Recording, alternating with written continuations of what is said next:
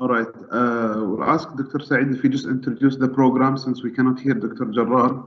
If it's possible to... Of course. So, all right.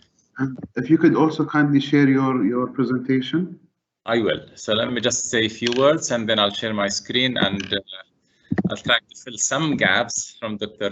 Jarrar. We are very much delighted to have you all here. And we really at QGB value this partnership with QNRF and the support we got over the past 5 years. And we are very much excited to have this as one of the main themes to support precision medicine and genomic research in Qatar. I will start by a very quick can you hear me? presentation. And if I share my screen now, allow me just a second. I think you should see my screen. Yeah. See my screen? Yes. Okay. So in the coming 10 minutes, I will just present what Qatar Genome is all about and our future plans as QPMI and the partnership, of course, with QNRF. As you know, Qatar Genome is part of QFRDI.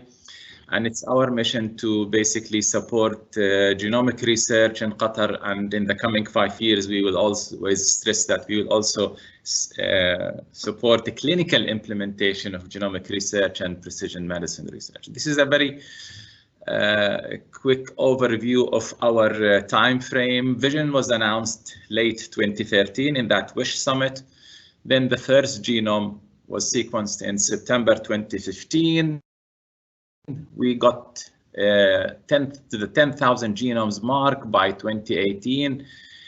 We are about to finish phase 2 of our project now. By the end of this year, inshallah, we'll get to the mark of 25,000. And in 2021, we will launch the third and largest phase of this project, which is the population phase, where we aim to sequence up to 100,000 genomes. Currently, as we stand, even at the mark of 20,000+ genomes, I think we are one of few countries that sequenced as many whole genomes as a national large-scale genome project, and one of very few, if not the largest, in the whole of the Middle East. We think that Qatar and QGB is not just among the leading such national large-scale projects, but one of the unique ones, and these are the reasons why we think so. Qatar has a small population and a centralized healthcare system. So if you get interesting findings from research and you want to put those into clinical practice, it's easier than in larger, more complicated healthcare systems around the world. Another advantage is that we have the chance to work with all stakeholders in Qatar, and that will provide synergy and also cut on cost and cut a lot of the need to rebuild things or reinvent wheels, if you wish. We work with everyone, and I will show you in my coming slides, whether it's research centers, universities, or even healthcare providers. And the third advantage is that Qatar, as you all know here, has a state-of-the-art infrastructure, whether at the genomics or the bioinformatics side. The other advantage is that Qataris represent the whole of Arabia, and the high consanguinity rate and the homogeneous population subgroups here can offer insights not only of use to Qatar, and not even also for just the Arabian Peninsula, but to the greater Middle East. And this is, as you all know, is one of the underrepresented regions of this world genetically. And Qatar has took this task on its shoulders to highlight that part of the world. And the third big advantage of this project is that we are not sequencing genomes in vacuum. We do that to Qatar Biobank participants with very rich phenotypic data collected in a very standardized and professional way at Qatar Biobank. These are some of the achievements over the past 4 or 5 years since the launching of QGB. We've sequenced more than 20,000 genomes. We've launched, I think, the largest research consortium in Qatar, with around 150 researchers arranged in 10 groups. Almost every single research or academic institute is represented in this consortium and in those 10 groups. We have, in collaboration with QNRF, launched 4 PPM rounds, and we are about to launch the 5th cycle. We've launched 2 graduate programs in collaboration with HBKU and Qatar University. We've worked with the MOPH on policies and guidelines, and we have many other exciting things that I will show in my slides. This all falls under this grand vision of QGB, which is built on 7 pillars, as we always like to stress. So we're not just sequencing genomes. The number of genomes is just the one parameter by which we sort of measure our progress or advancement. We work closely with Qatar Biobank, and soon we will be working also with the healthcare providers, whether it's HMC or SIDRA. We like to think of ourselves as national facilitators of not only, as I said, providing or generating data, but also working on policies and regulations, building human capacity, encouraging and fostering genomic research, as we see now in the collaboration with QNRF, and basically also try to spearhead national efforts to implement all of that in clinical healthcare settings. This is the main pillar of our project, which is our close partnership with the Qatar Biobank. And soon, as I will say in my last slide, we are going to fully merge now with Qatar Biobank under something called Qatar Precision Medicine Institute. And again, the great phenotypic data set provided Qatar Biobank makes this project really unique. Our strategic partnership with SIDRA also on not only actually on the sequencing and the bioinformatics services side, but also on the research side. A lot of these 10 groups that I've just mentioned, this consortium is actually led by distinguished LPIs from SIDRA. And we also work with almost all stakeholders, whether it's HMC, QCRI, QBRI, Hamad bin Khalifa University, Cornell, Qatar University, MOPH, and others indeed. This is the research consortium that we've launched a couple of years ago. And as you see, all local stakeholders are represented, and they're all free to have international partnerships and engage them in this work. The PPM Awards is basically our way to support PI-driven research. Unlike the consortium, where everybody agreed on what are the 10 projects that we have to address at these early stages of the project, PPM offers this great chance to all PIs in Qatar to come forward with their own ideas and their own proposals. And we are very much grateful for the great support we got since the launching of this exciting awards or scheme in 2015 from QNRF. Until now, we've launched 4 successful cycles, and we're just about to launch the 5th one. These are some of the documents that we produced on whether it's on policies, regulations, or bioethics in collaborations with different stakeholders in Qatar, whether it's the MOPH, WISH, or Qatar University and other research institutes. These are the 2 programs we've initiated. Genetic Counseling MSc program in collaboration with Qatar University, and the first batch of graduates is actually it's happening now. And then there's the MSc PhD program in Genomic and Precision Medicine in collaboration with Hamad bin Khalifa University. This is on the human capacity side. We have initiatives tackling, encouraging and promoting genomic medicine from very early stages, with the comic that we produced within the JASM magazine, all the way to elementary school tours at the DNA Museum in Msharib, the summer internships we have annually at Qatar Genome, or even the fantastic program launched by Qatar University, which is Empowering Generations Consortium, tackling undergraduates and trying to get them interested in having a career in science. The 6th pillar, clinical implementation, as I just said, we are now shifting gears from purely or mainly supporting genomic research into clinical implementation. And as you see, I'll not go into details, we're going into phases, gradually basically going into implementation of precision medicine. And of course, it's all about choosing the right pilots and the right models to show impact and to build those bridges with the healthcare providers.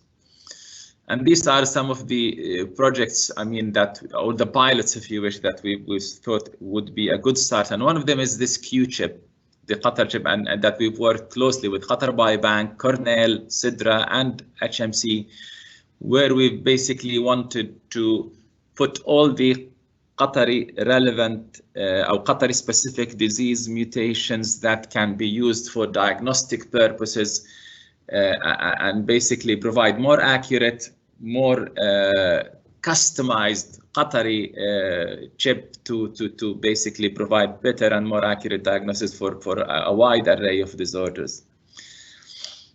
We've produced QChip V1 and currently we're validating the version 2 of that. There will be 2 versions. There will be 2.1 and 2.2, one for clinical use and the other for research purposes. This is another example, another pilot where we sort of thought that could help in this transition from research to clinical implementation. We supported this heart disease cohort for Dr. Jassim Al-Suwaidi from HMC. We've also supported QBRI in their autism project, and this is the 7th pillar. Just very quickly, basically, this will be the cherry on the cake. Eventually, this is what we would like to do. All the data that we're producing, especially the genotypic data or the genomic data, could be somehow incorporated or linked to the EMRs and the healthcare records, so that it's accessible not only to researchers but also to physicians and probably partially to patients themselves reporting and all that.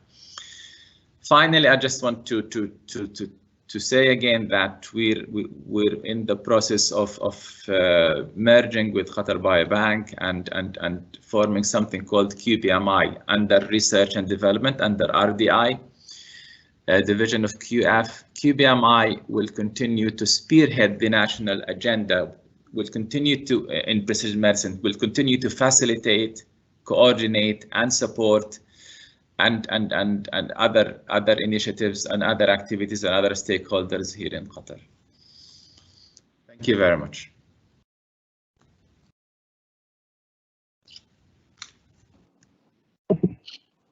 Thank you, Dr. Saeed. Okay, Dr. Jarrar, we can hear you clearly. You can put on your presentation. Yes, you can put on your presentation now. Okay, thank you, Yani, for this problem in the internet connections. Bad network quality comes again for me. I hope it will continue. Can you still hear me? Yes. Okay.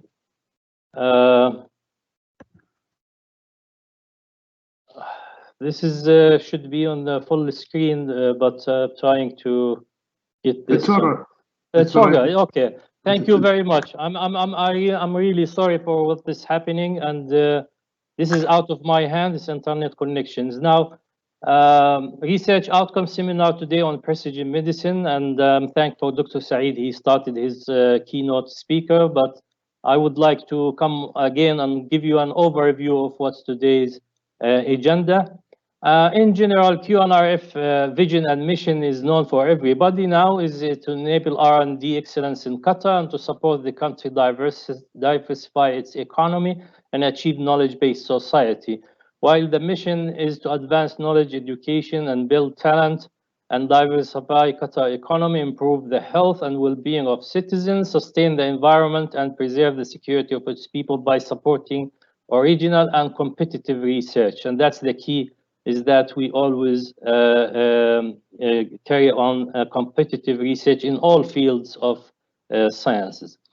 Now, if we look at the QNRF portfolio, it's a wide spectrum of portfolio that can accommodate all intellectuals in the country, starting from K to 12 students until early career scientists as a capacity building program. This portfolio is focusing and give a priority for capacity building in Qatar. Of course, the core research is the research grants here, and that's the NPRP standard and the NPRP cluster, plus the joint funding programs with national and international institutions worldwide. Finally, we have the research connections and outreach programs, and one of them is CWSP, Rock Bio, and of course, the ROS, which is the events of today.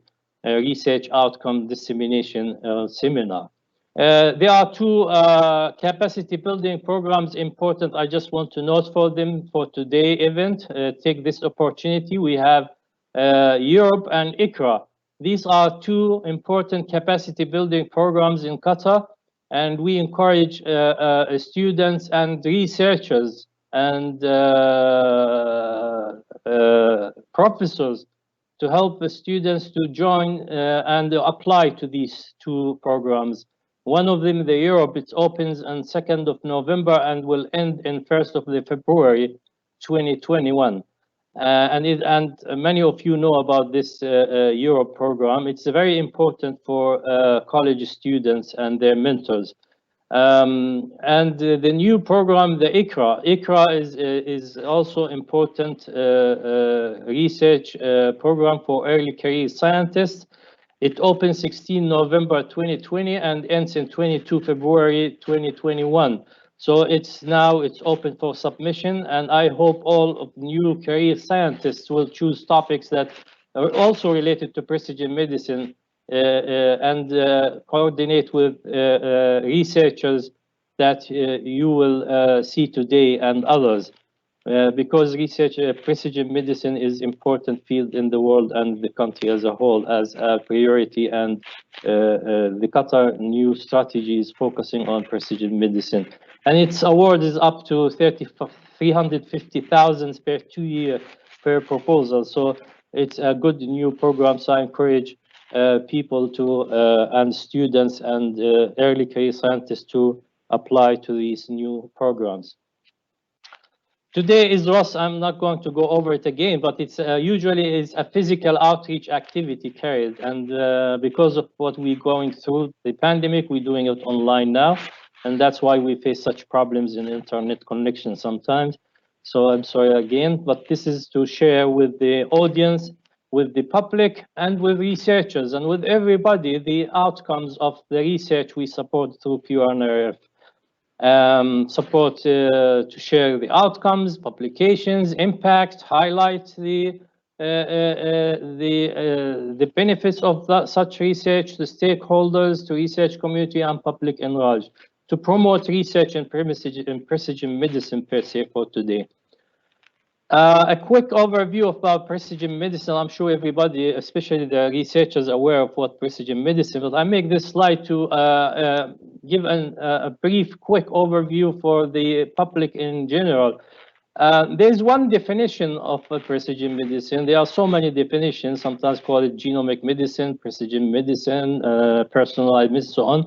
It's an emerging approach for disease treatment and prevention that takes into account individual variability in genes, environment, preferences, lifestyle for each person. So studying and investigating all of these factors, integrating them together in order to produce a precision medicine tool, databases, cohorts, infrastructures, and so on.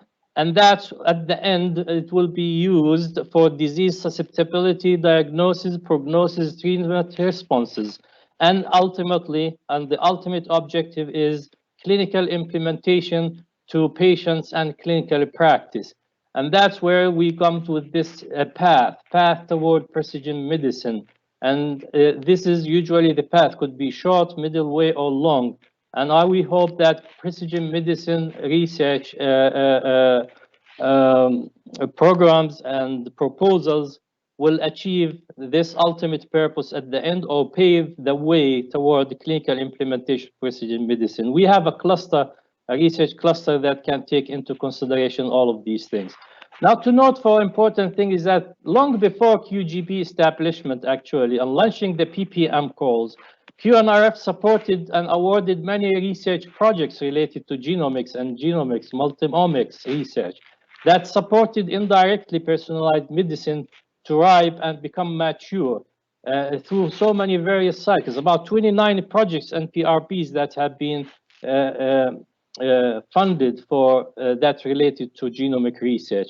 And finally, in 2015 or 16, I guess, Path Toward Precision Medicine initiative came through a joint funding program with the QGB. And this program was focused into Path Toward Precision Medicine research calls to support and advance genomic research that provide tools, databases, and cohorts and infrastructures that contribute to precision medicine in Qatar, and to support and capitalize on efficient utilization of samples and data collected by QPP and QGB. Give you a quick overview about the PPMs. I'm sure Dr. Saeed mentioned some of these, but here are some more data. We have funded about 19 projects in PPM1, PPM2, PPM3, and PPM4 cycles. About 10,000 or 11 million funded these PPMs. But as you see here, they are really helping in so much in building capacity in Qatar. About number of graduate students here and postdoctorals, as you see, in the total of this is 23 graduate and postdoctoral students have been involved in these projects. Number of Qatari key investigators about 17, and number of technician research assistants and associate about 55. So indirectly, this is supporting precision medicine in building capacity in Qatar. And this is today's agenda as we are going to go through. Dr. Saeed Ismail, already the keynote speaker, has mentioned he's the director of QGB and talked about Qatar genome and its role in precision medicine. Next speaker will be Professor Alice Abdel Alim. She's an assistant professor in neurology from Weill Cornell Medical College in Qatar. She's going to talk about precision medicine, congenital muscular dystrophy, and muscular disorders. And then Professor Abdel Badi Abu Samra will talk about, Dr. Abdel Badi Abu Samra is well known in Qatar. He's a chairman, professor, medicine director of Qatar Metabolic Institute in HMC. We're going to talk about genetic versus environmental basis for familial diabetes in Qatar.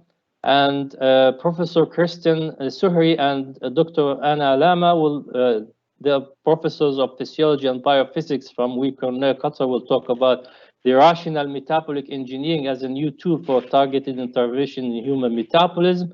And Professor Khalid Fakhru, a Chief Research Officer, Director of Human Genetics Department, and Director of Precision Medicine Program in CIDRA, will talk about high-resolution map structure variation in Qatar genomes and their contribution to quantitative trait and disease.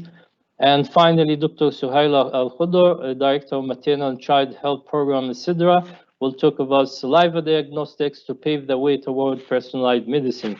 Very important topics and very important findings in today's precision medicine research. Finally, I would like to acknowledge and thank people behind the scenes, Sheikh Abdullah Thani, Nadia Abu Ahmed, Wa'il, Sayed, and Walid Zahour for their technical support and preparation for this research outcome seminar. By this, I would like to thank you, and I will call for the next speaker, which is Professor Alice, to start her presentation. So, Professor Alice, are you ready for your presentation? Yes, I'm ready. So please stop share screen so I can share my screen. Yes, sorry. Yes, go ahead, please.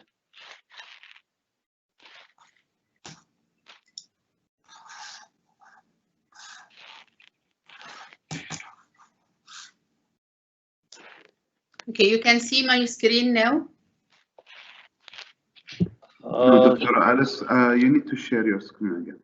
I share it. Can you not see it? No.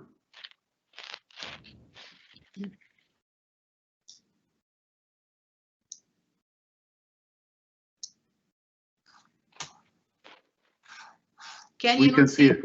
Yes. We can see it now, yes. Okay. Okay. Our precision medicine PPM1 grant is concerned with a specific group of monogenetic diseases collectively called the neuromuscular disorders. Neuromuscular disorders is a large group of genetic diseases that is clinically and genetically heterogeneous. In 2019, it reached up to 600 genes discovered, and the discovery is going on for new genes. It affects the muscle unit along its anatomical structures and leading to progressive muscle weakness and degeneration. As individual diseases, it is rare, but as a group of diseases, it is not rare. Neuromuscular disorders are recorded worldwide. However, there was an obvious lack of knowledge about the distribution of various clinical types and subtypes of neuromuscular disorder or the mutation spectrum of these diseases in Qatar. PPM1 grant aimed to address this deficiency. New modalities of therapies, including the gene therapy, is both gene and mutation-specific based. Therefore, outlining the causative genes and mutational map in neuromuscular disorder patients in Qatar becomes mandatory. Muscle degeneration and damage, it's a process involving different tissue, not only the muscle tissue, but many other tissues, including the inflammatory immune system and various cell signaling. Therefore, exploring the pattern of plasma proteins alterations will advance our understanding of the disease pathophysiology, hidden factors that contribute to disease severity or phenotype variability, and also provide a list of potential biomarkers for disease monitoring. PPM1 has three main primary objectives. The first one is to build a clinical database for neuromuscular disorder patients in Qatar. For this approach, we have two approaches. We have the data collection and the follow-up, either through direct interview in research clinics or from the medical record, and then data processing and presentation. We have used the spread Excel sheet, and we have designed a data dictionary in which all the variables of the database, you have multiple choice for every variable, normal, absent, present, and with the definition given for each of these variable. For this, we have developed 10 spreadsheets with different type of variables to address the demographic, family history, developmental, walking ability, skeletal deformity, investigation, and the genetic sheets was the most important one. We have a total of 150 variables. The second primary objective was to identify the genetic and genomic makeup in patients with neuromuscular disorders in Qatar. The approach was the whole genome sequence for patients and all family members that were available or participated in the research. We used a commercial software or online tool for bioinformatic analysis, and also we did in the lab functional validation using skin biopsy or in vitro cell model to validate the impact of the mutation on the encoded protein. Third aim was to detect the proteomic alterations pattern in plasma of neuromuscular disorders patients. We use a large scale homologic assay. The originality of our approach relies mainly on the designed cohort. We have two cohorts. One was for the congenital muscle dystrophy, a specific LAMA2 related dystrophy. That means a type in which LAMA2 gene was mutated. It's a congenital form of muscle dystrophy. This has never been previously investigated. The second cohort was a mixed group of dystrophy and myopathies. We were aiming to answer two main questions: whether there is a specific signature of plasma alterations in LAMA2 patients that can be of useful, impactful utility, and whether there is a specific profile of proteins markers related to the process of muscle damage, irrelevant of the gene. It is not specific to the gene, but to the process of muscle damage itself. The result, our study cohort comprised 124 neuromuscular disorder patients derived from 104 families plus 140 unaffected family members. If you look for the result first for the clinical database, the ethnic group, you can see that the Qatari patient, over half of the cohort are Qatari patient, less than the third Arab other than Qatari. There was about 10 ethnicities, and this one for non-Arab, non-Qatari. we have found 9 main groups, clinical groups of neuromuscular disorder. If you can look here, you will find congenital muscle dystrophy represented 20%. While if you look at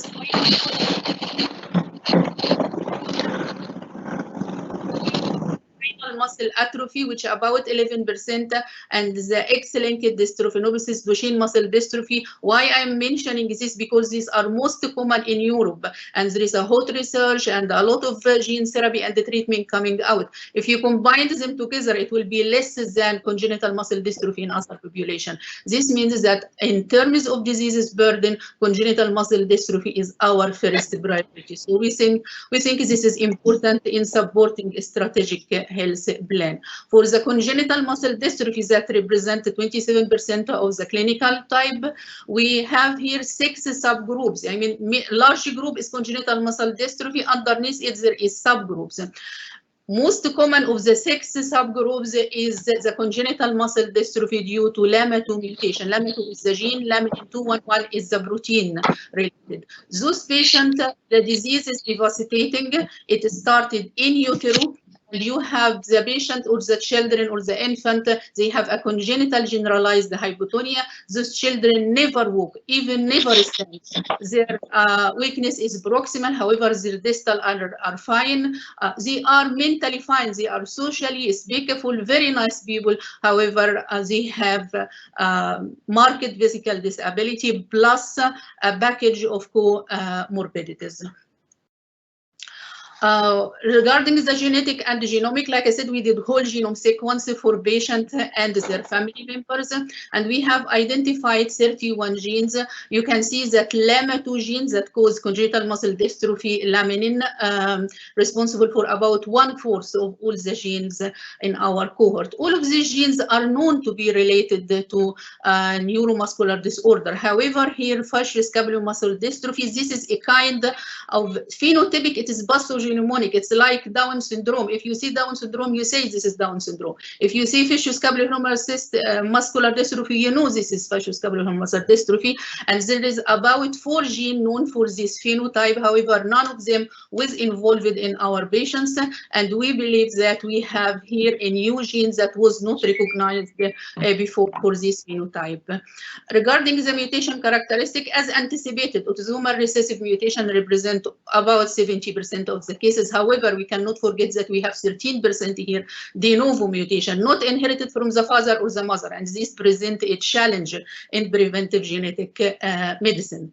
Regarding the recessive mutation identified, we have a unique finding in our population that there is, we can say it founder or can say it tribal recurrent mutations in LAMA2 related congenital muscle dystrophy. And when we integrated our variants to the 14,000 currently available platform of Qatar Genome, Qatar Biobank data, look for the allele frequency, number of hit and the number of homo, we can detect a carrier rate for this mutation, a specific mutation of 5 in 1,000. And also another disease is a limb-girdle disease, appear in middle or late childhood, sarcoglycan alpha mutations. We found it's also recurrent tribal, found in many families. We found the carrier rate of 1.1 in 1,000. Sorry, this is 1 in 1,000. Interesting.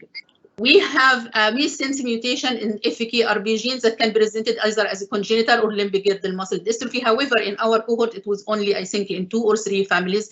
Interestingly, when we worked or integrated into the data of the Qatar Biobank, we find the carrier rate is a bit higher than the sarcoglycan alpha. So this piece of new information was very interesting for us. It was not derived from the clinic, but it derived from the large source of data. This is just to show line chart, to show here is the various chromosome, to show the load of variants on each chromosome. You can see here chromosome 6 is most involved in our cohort. Of course, we have the founder mutation in LAMA2 in chromosome 6.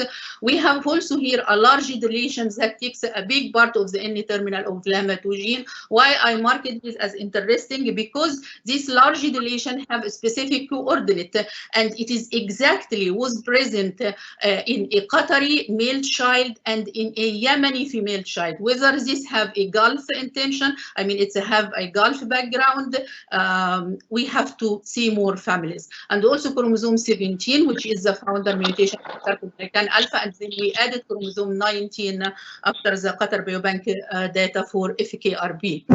For the proteomic plasma proteins and alterations, like I said, we have a mixed cohort in which we have identified 44 significant altered markers. And cohort 1, we have 2 independent experiments. First experiment was with 13 patients. Second experiment was a larger sample size with 22 patients. Between the two, we have 51 markers in common. And also we didn't study DMDs because there is a lot of studies on DMD. So, but we compared the literatures published on DMD. We found the 37 markers replicated in our LAMA2 studies. This gives a confidence in our result. However, at the end, we have, comparing all the published studies, we have 14 unique markers discovered in LAMA2 congenital muscle dystrophy patient. We call it protein signature for this specific type of muscle dystrophy. Comparing all the types in our cohort or in published study, at the end, we have 12 markers significantly altered in all the types, irrelevant of the gene underlying. So we annotated this as a specific biomarker list for muscle dystrophy and myopathy damage process, irrelevant of the gene. Time, Doctor, I have to finish, please, 1 minute. Okay, fine. This just to show the clustering of the plasma proteins. I deleted here this ones because we are initiating a paperwork for patent of the biomarkers. Regarding the output and impact, we have the knowledge and discovery. We believe that PPM1 provides specific knowledge about the clinical phenotypes, particularly DMD. There is a lot of treatment, but it is not for us because the mutation for our patient differs. So we have to develop our own precision medicine treatment. Also, we provide about the mutation spectrum that together with the population data can lead discovery. We have novel mutation niche genes not identified before plus the biomarkers. Second impact is about the healthcare. We are very happy that our clinical co-investigator who are named form the pediatric neurology team at CIDRA. They have established a dedicated multidisciplinary neuromuscular clinic that serve the patient well. Another thing is that the recessive mutations has supported the launch of diagnostic testing at in-house laboratories, and you can see the images. The price cost from 3,000 TK for exome sequence or 1,000 TK for a family variant.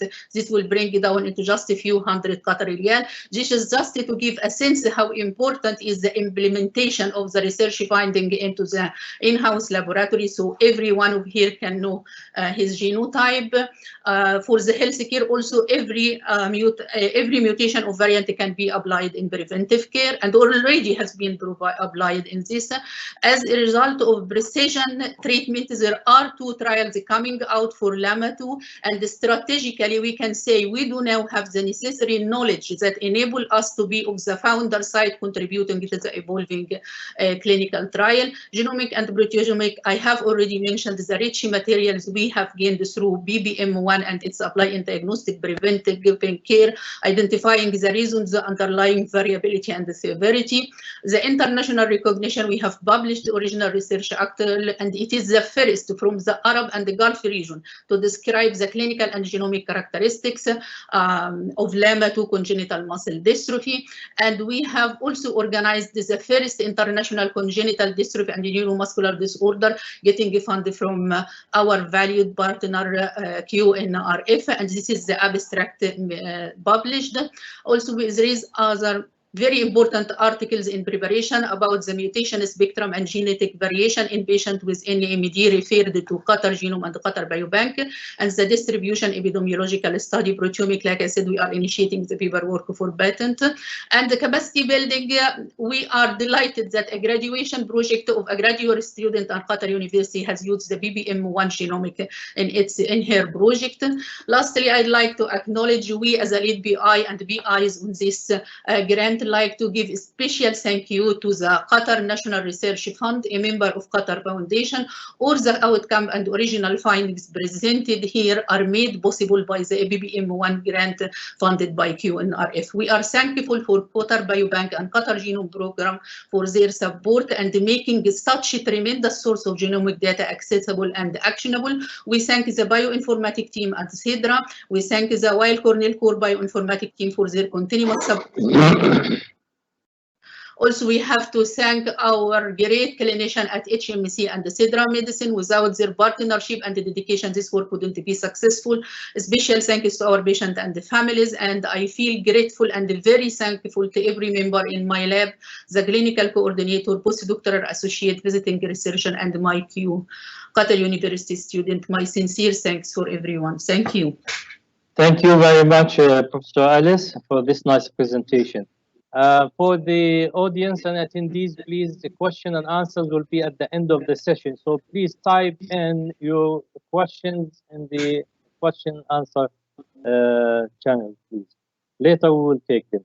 Now I will introduce Professor Abdelbadi Abu Samra to talk about genetic versus environmental basis for familial diabetes in Qatar. Professor Abu Samra, please start your presentation. Thank you. Thank you very much. Assalamu alaikum. Just make sure first, is my slide visible to everybody? Yes. Yes. Okay, so background of this study, while practicing endocrinology here in Qatar, we found like we have a good number of Qatari families who have high prevalence of diabetes. Some of the family, all family members have diabetes, some of them, half of them. And typically, if such families are found in the west part of the world or in the US, we diagnose autosomal dominant diabetes because rarely we find this. And so the familial clustering of type 2 diabetes raises a possibility of genetic cause. Is it autosomal dominant pattern such as monogenic diabetes? Or is it co-inheritance of multiple type 2 diabetes risk alleles due to intercousin marriage, which is highly prevalent in the Middle East? And so, of course, there's alternate hypothesis. That could be habits and shared lifestyle, maybe the major determinant of diabetes clustering. Also, gene-environment interaction. Epigenetic modification can be, but are likely to be inherited into multiple generations. So the aim was to investigate if genetic predisposition is the cause of familial diabetes in certain Qatari families. So we recruited members of family with diabetes clustering. We decided to take those who have at least 1/3 of family members with diabetes.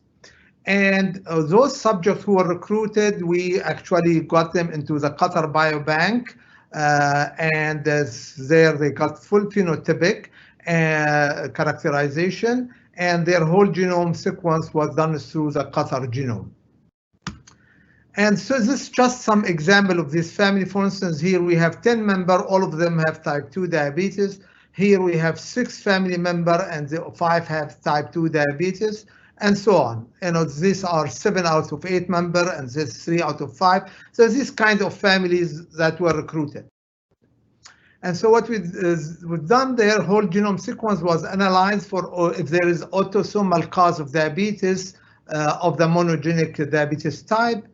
And if we don't, so we went through to do a weighted polygenic diabetes risk score using 563 known variants associated with diabetes, which are identified in GWAS catalog, and we compare those risk score to risk score calculated similarly to 3,000 subjects from the Qatar Biobank Qatar Genome Project cohort.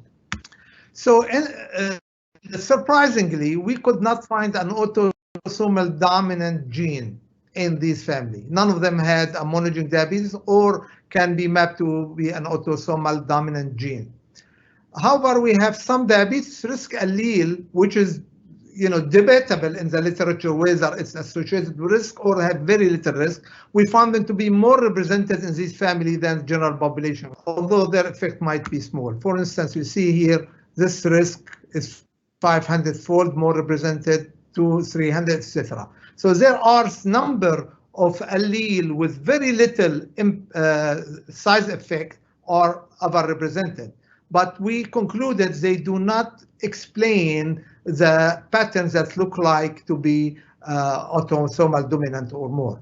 So what we went after that, we actually did the weighted diabetes polygenic risk score using the 563 variant, which from GWAS. So what we did, for example, we take this gene, PROX1, on chromosome 1 at that location, and it exists either as a T or G. If it is G, then it's associated with risk. If it is T, is no risk or that protective. Its frequency is a population 0.66, and if it is, so it's very high value, but if you see effect size is small, that increased risk by 7%, and that's a confidence interval. So what we did, if an individual may have the genotype, of course, T and T, etc., at this SNP, if the number, we count the number of G may have, he either have 0, 1, or 2, and that number of G multiplied by the effect size to give us the weighted risk allele score for that SNP. And then we added all the SNP and risk associated, and we calculated a weighted risk score for each individual. And then we took 3,000 from the Qatar Biobank cohort. These are not the first 3,000, the subsequent 3,000, because their genes are much better, better quality in terms of sequencing. And so we looked at all diabetes in this subject, and we looked at those who type 1 diabetes are more likely based on insulin and diagnosis before age of 15, or those who are type 2 diabetes on insulin, all diabetes subjects minus those, okay? And so we looked at this and see if there is differences. So this is the polygenic score for our cohort, the familial diabetes. And what we see here is the risk score for those in the Qatar genome who have no diabetes and no major illness, and those who have no diabetes but have some other illness. And there's clearly statistical difference, significant difference in the polygenic risk score. However, if we look at the other group, for instance, if we look at the family member who do not have diabetes in our familial diabetes cohort, they are not different. But we can say these family member maybe are destined to become diabetic later, so it may not be relevant. However, here, all diabetes from the 3,000, we look at them, they are not different statistically from this group and the other group. So clearly, being a familial diabetes, the polygenic risk score is not different from people with diabetes in the average Qatari, or who do not have this clustering. But there is difference from those who do not have diabetes. And if we take those who do not diabetes, this group, they also are different from most of these subjects statistically. So in summary, we did not find monogenic autosomal dominant mutation. We have some risk allele are more represented in this family than general population, but do not explain familial clustering. Polygenic risk score for diabetes is significantly higher among the family members who have diabetes than that of the general population without diabetes. And the overall polygenic risk score of family member with diabetes is not different from that of other subjects with diabetes, but without familial clustering of diabetes. So in first conclusion, it says that data do not show evidence that genetic risk is the cause for clustering of diabetes in these families. Chances there may be epigenetic modification could play a role. However, this is not addressed by this study. But I would like to reflect on a cohort, very huge cohort, multiple million, sub-cohort of it is 340,000, which was followed for 10 years. And during that, 12,000 incidents of type 2 diabetes. This is European study was originally to study cancer incidence, but then was reanalyzed for diabetes incidence. And when they look here, they divide them between lean, overweight, and obese.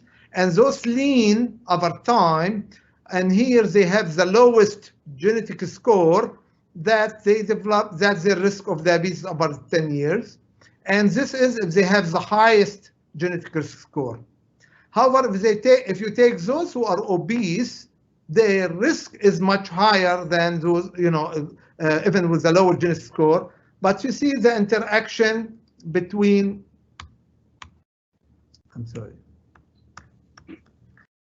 So we see the interaction. For instance, this is one here. If you have obese and you get high genetic risk, then the risk of developing diabetes become very high. Same thing for overweight. However, lean do not affect them much. So there's good chance that we have lifestyle and genetic interaction that make clustering look like autosomal dominant. And this is another study from the US in which they looked at lifestyle ability to prevent diabetes. And so what we hear is lifestyle modification, and these are the placebo. So somebody that's the risk, that's the diabetes risk developed about 4 or 5 years. And what you see if you would apply strong lifestyle, healthy lifestyle modification, you prevent almost 50% or anything between 30 to 50 or 60%. Interestingly, here, if you look, this is the genetic risk. If you classify that based on the risk score, and this is the highest genetic risk, so you have the highest prevalence of diabetes if you do not act. But if you do lifestyle, you are most effective. So what I'm trying to say is that based on our data and these data and the literature, if we have a family in Qatar with high cluster of diabetes, if they apply healthy lifestyle, they are able to protect themselves. So they are not destined genetically to become diabetic. So upon review of lifestyle questionnaire, most of the family members have reduced physical activity and high diet risk score. Familial clustering of diabetes in certain Qatari family most likely is secondary to shared lifestyle, habit, food, culture, or environmental factor. Interaction of lifestyle with some genetic risk allele more represented in this family may play an important role. So our future direction, I think interaction of diet and exercise with specific genetic risk will be analyzed. And we did not find any monogenic diabetes in this family. However, in the cluster grant that's funded by QNRF, which named the Qatar Diabetes Prevention Program, we already started analyzing the Qatar genome for monogenic diabetes as a part of under one of the sub-projects, which is led by Dr. Omar Al-Bagha from HBQ. So the last slide, very important, acknowledge. So we have an HMC team, have postdoctoral research, Dr. Ibrahim Abdel Hakam, consultant, and another postdoctoral work who were key to phenotype and characterize these families. From HBQ, Dr. Omar Al-Bagha and Dr. Putin, who originally was at Sidra, but then moved to HBQ from his time with Sidra, and then with HBQ, he also has been helping. Sidra teams really appreciate their continuous support. After GT moved here, they continue to provide the support.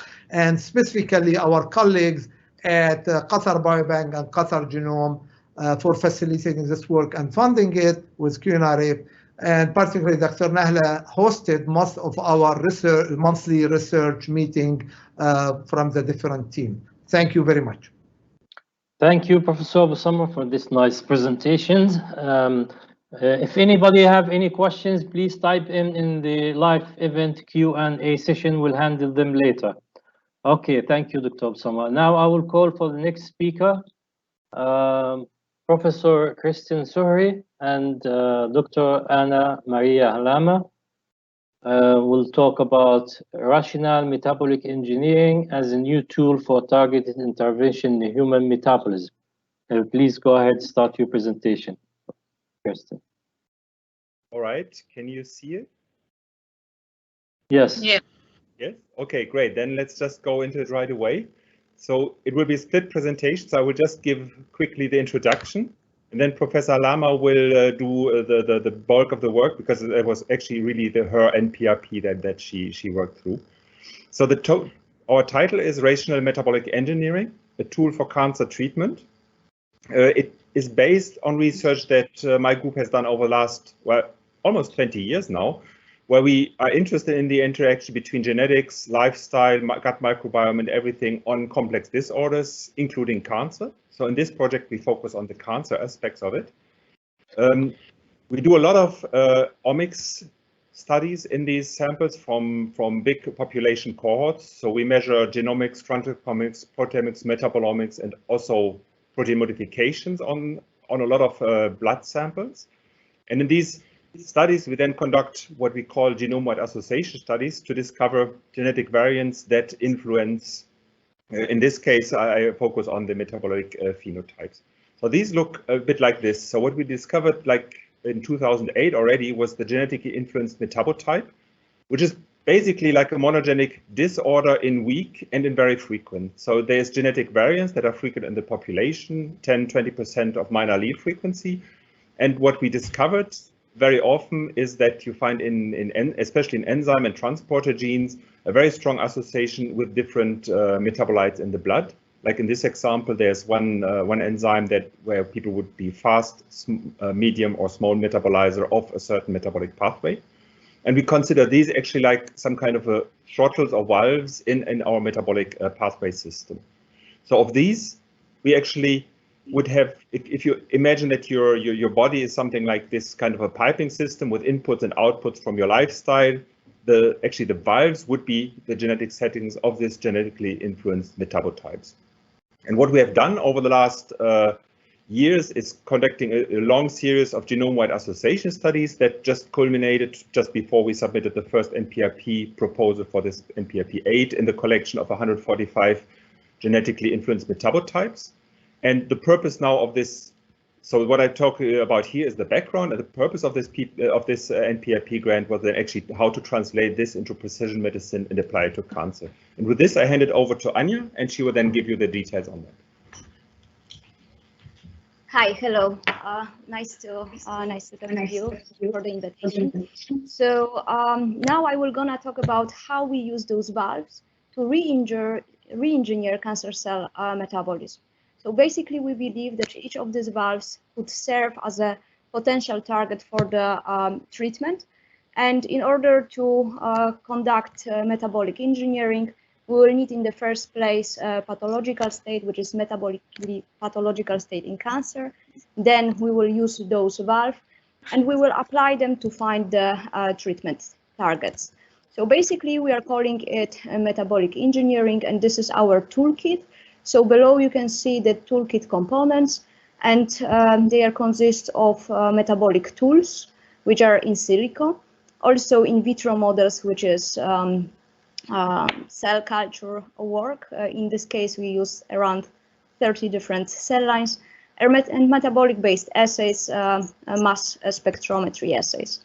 So what you can see here is a metabolic map which we draw during the course of the study. And every molecule here is a metabolite highlighted in green or red, which is representing up or down dysregulation in cancer cell metabolism. So basically what we can say here is that we drew the map of cancer metabolism, but not only this. So in the first instance, we learned about interactions between the tumor and its microenvironment. In the course of this work, also we identified and established the algorithm enabling us to analyze metabolic data and also translate them later on to different diseases. We further established the algorithms for map generation, so metabolic map generation together with our collaborators in New York, as well as we put further insight into lipid metabolism. And finally, the last one was we revealed the cancer survival mechanism under the treatment. And in fact, this is what I would like to talk today about as a main finding. I mean, we can talk about all the stories, but yeah, let's focus on one. So I would like to talk about glutaminolysis, which is a way of how cancer cells obtain the energy. And why this is important, because previous studies showed that cancers are clearly dependent on glutamine as a product, substrate.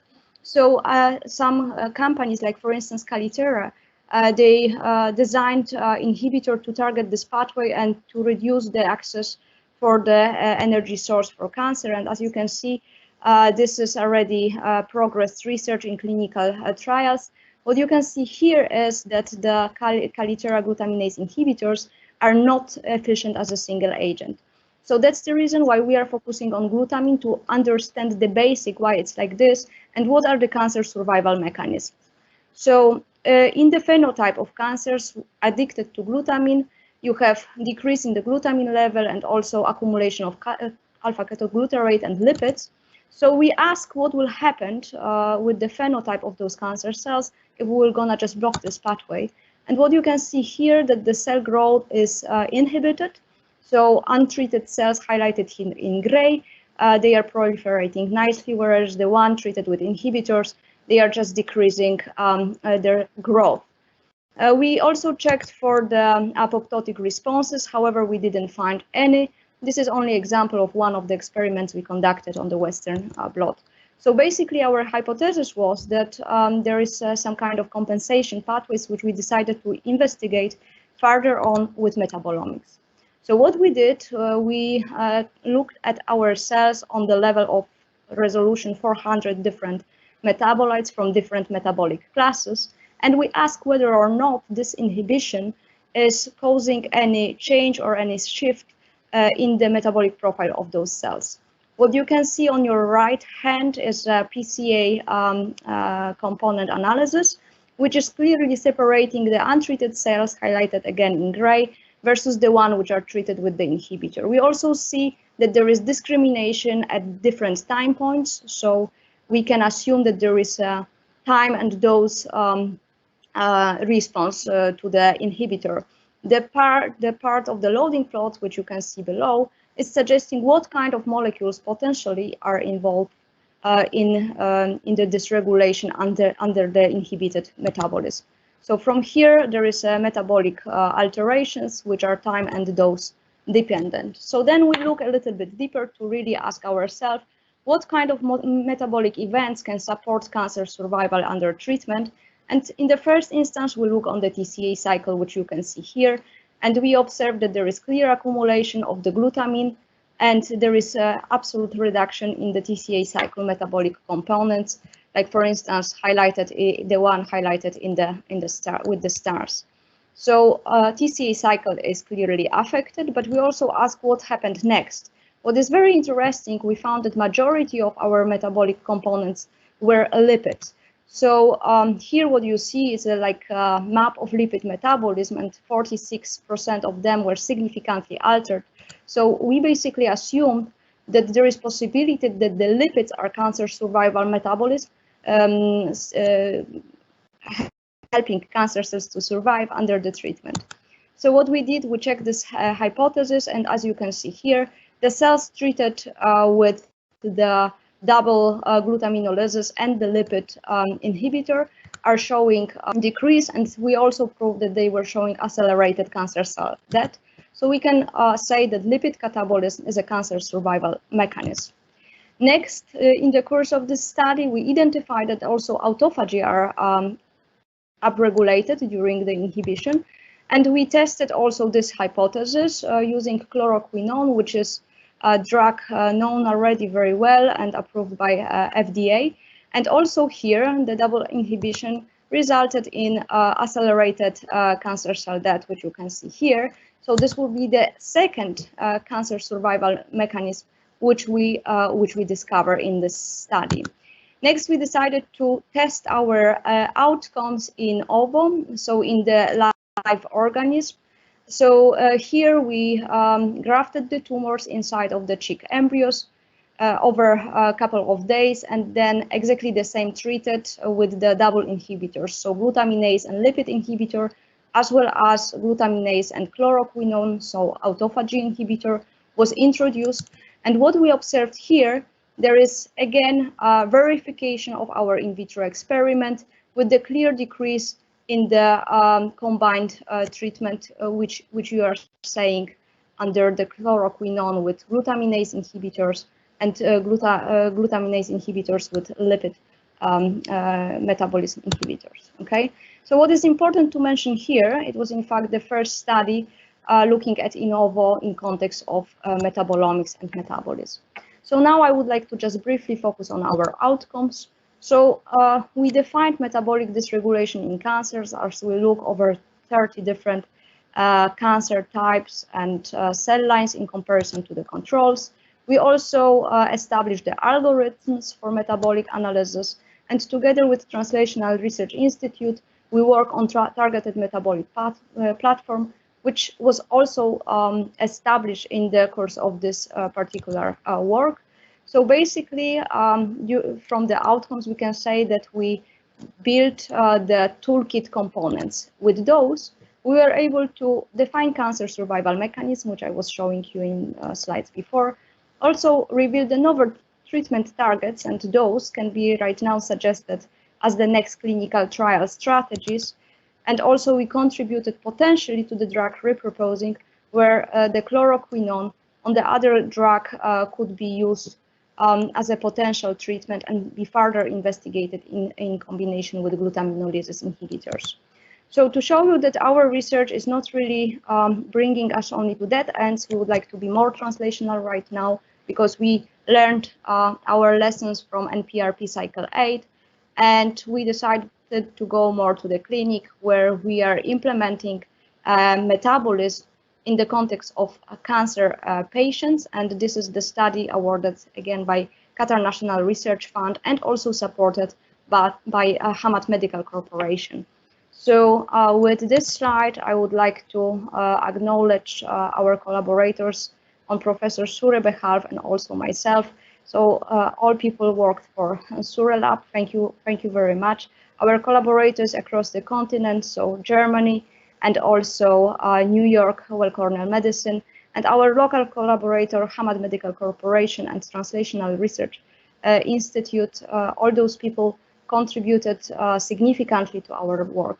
Last but not least, thank you very much for our sponsor. Without the support, this study will not be possible, and I like to strongly acknowledge Qatar National Research Fund and Qatar Foundation for this possibility. Thank you very much for your attention. Thank you very much, Dr. Anna and Professor Suhri, for this nice and informative presentation and important outcomes. I will now invite the next speaker, Professor Khalid Fakhru, who will talk about high-resolution map of structural variation in Qatari genomes and their contribution to quantitative trait and disease. Professor Fakhru, please start your presentation.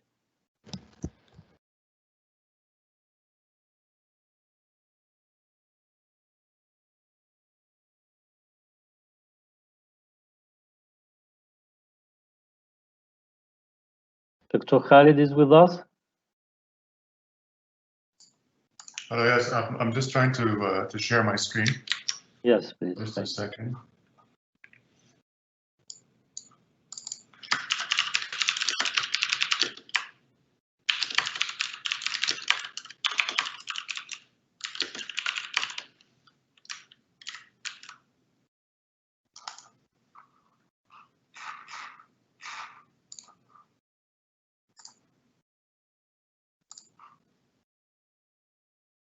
It's for some reason it's not giving me the option to share.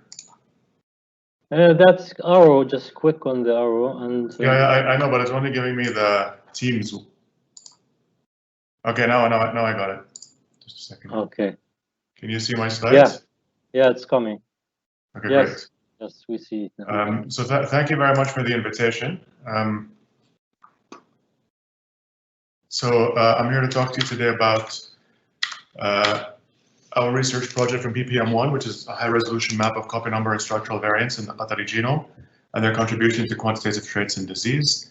I'd like to thank QNRF, first of all, for inviting us to this seminar and for their continuous support of research, especially in the field of precision medicine, in which Qatar hopefully will become a global leader. This is just a quick outline. I'll introduce structural variations, and I'll talk a little bit about the project-specific aims, show you some data, and then talk about some of the outcomes at the end. So, in relation to structural variation, many people do not know what structural variation is, and I think it's important to just introduce this. Structural variations play a major role in human evolution, in health and disease.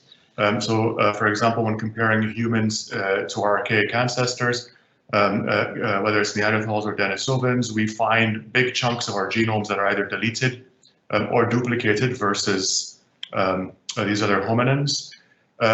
We might be more familiar with structural variations in terms of some syndromes that we recognize. For example, trisomy 21 leads to Down syndrome. Some other microdeletions, for example, deletion on 22q11.2 causes a syndrome called the George syndrome. Here's a map of chromosomal spread. You can see that there's one normal chromosome 22, but the other one has a deletion in it because it's missing the red parts, which tags the 11.2 region. And this syndrome has a cleft palate and it leads to congenital heart disease, etc. So structural variation is any variation that is bigger than 50 bases in size. Just like small variants, structural variants are also polymorphic, and they might be benign or pathogenic. So, for example, when we look at single nucleotide variants in whole genome sequencing, we look within a read, and then we see that, for example, a G becomes an A becomes a G, and so in the reference genome it's an A. We can now detect that it's a G. A structural variant is very different because it's a chromosomal event where you either get deletions of specific parts. For example, here the B is missing. You might get duplications of chunks of a genome, inversions, duplications, etc. Some important properties that we should mention are that on average, every human has about 3 to 5 million of these small SNPs and indels, but only about 6 to 10,000 structural variants. However, although the number per genome is smaller, actually the total genome impact is much larger in structural variants. Because these things are individually bigger, they end up affecting more of the genome. And we know from human genome sequencing that the de novo mutation rate for point mutations is around 70 mutations per generation, whereas with structural variants, they occur 1 in every 15 meioses. So the main issue is that the discovery of structural variation from whole genome sequencing is not trivial at all. So unlike small variants, structural variants are not observed, they're inferred. So this is an example of a read. So this is this sequencing read aligned to the reference genome. So we can tell based on which read we have that, for example, we have a small insertion in this read, or that we might have a SNP, for example. Whereas with structural variants, it's not inside the read, it's actually the global pattern of the read distribution that we are trying to assess. So for example, if a read is split, where part of the read aligns to one part of the genome, the other read aligns somewhere else, we can infer that there's a deletion. Similarly, if many more reads map to one region, whereas some regions have reads that are missing, we infer that there's a deletion or that there's a duplication in specific regions. So this is why it's challenging, because the size of a structural variant is greater than the size of a standard NGS read. Therefore, it's not trivial calling them. So many tools have been developed over the years for how to call structural variants, either by using read pairs, by using read depth, as I alluded to here, by using split reads, or by using complete de novo assembly. And so when we undertook this project, we realized at the time that we wanted to implement algorithms that actually spread the entire spectrum of structural variants. So these are deletions, duplications, inversions, insertions, or translocations. And of course, even at the time, there were over 25 algorithms available. So how does one begin to address this problem, and then how does one make it relevant to precision medicine in a national population? So the study-specific aims were first to establish this pipeline for structural variants calling, which as I alluded to, is not trivial at all. To generate a base pair resolution catalog of structural variants, first in 6,000 Qataris from the Qatar Biobank. And then we use the same pipeline to call structural variants in disease cohorts, such as those with rare diseases and civil medicine.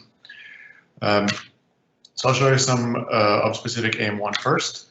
So the first thing we did, and this was a really long, intensive step where we individually tested all the 20+ tools that we found in the literature. The way we tested them was we tested them using trios, where we would call the CNVs in or structural variants in the child, and then we would compare that to the call in the mother and the father. So this is something called Mendelian consistency, because you expect that every structural variant in the child to have been inherited either from the mom or from the dad. And so when you get a large proportion of red here, which are presumably de novo, a large proportion that is neither found in the mom or the dad, then that's potentially false calls. And so we did this for every tool. We did it for all sorts of thresholds and cutoffs for every tool, until we got to an acceptable false discovery rate of under 10%. And that's the quality thresholds that we ended up using for all the tools. So these are the 10 tools that we ended up selecting out of the 25+ tools. These cover the entire spectrum of underlying methods: paired ends, split reads, read depth, and assembly-based. Notably, they can collectively discover the entire spectrum of structural variation. So deletions, insertions, duplications, inversions. Every tool has different types of things that it can discover, but collectively, we then have a comprehensive look at structural variants in the population. So how did we apply this to the structural variant calling in 6,000 Qataris in the Qatar Biobank? This is why these projects are research projects, and why they require a lot of time and energy and effort and investment. Is because to come up with this pipeline, it actually took 1.5 years of work. So the first thing we had to do was, for each individual in the 6,000, we had to run 10 tools separately. And then after you run each tool, you have to create a consensus file for each individual, which is not trivial, because the outputs of each tool is different. Once you have a consensus file, we then have to joint call. The joint calling is when you call multiple individuals in one batch. The problem is that RAM issues on a high performance computing limit you to how many people you can call in one batch. So you have to sub-batch your 6,000 to smaller batches of 300 individuals. And then we have to merge across all the batches to create a population level variant file. And then we have to do extensive QC to make sure that the population level file truly represents what we think are true positive events. And it doesn't hide a lot of false negatives. And then finally, once we're confident in this, we end up annotating all the variants with a biological impact. We do an analysis of it, and then we see what we discover. This is just a schematic of these steps. So the input is whole genome sequencing. We have all these different tools that run different underlying algorithms. The outputs are filtered based on the Mendelian consistency criteria that we had identified from our trios. We create the consensus file. We do the population level genotyping. We do the population level merge, and then we annotate. So let me show you some of the outcome. One more thing that's a critical consideration. I just want to highlight how computationally intensive the entire process is. So to generate these calls, we had to process 1.7 petabytes of raw sequencing data. We had to deal with tools that were consistently being updated in the literature.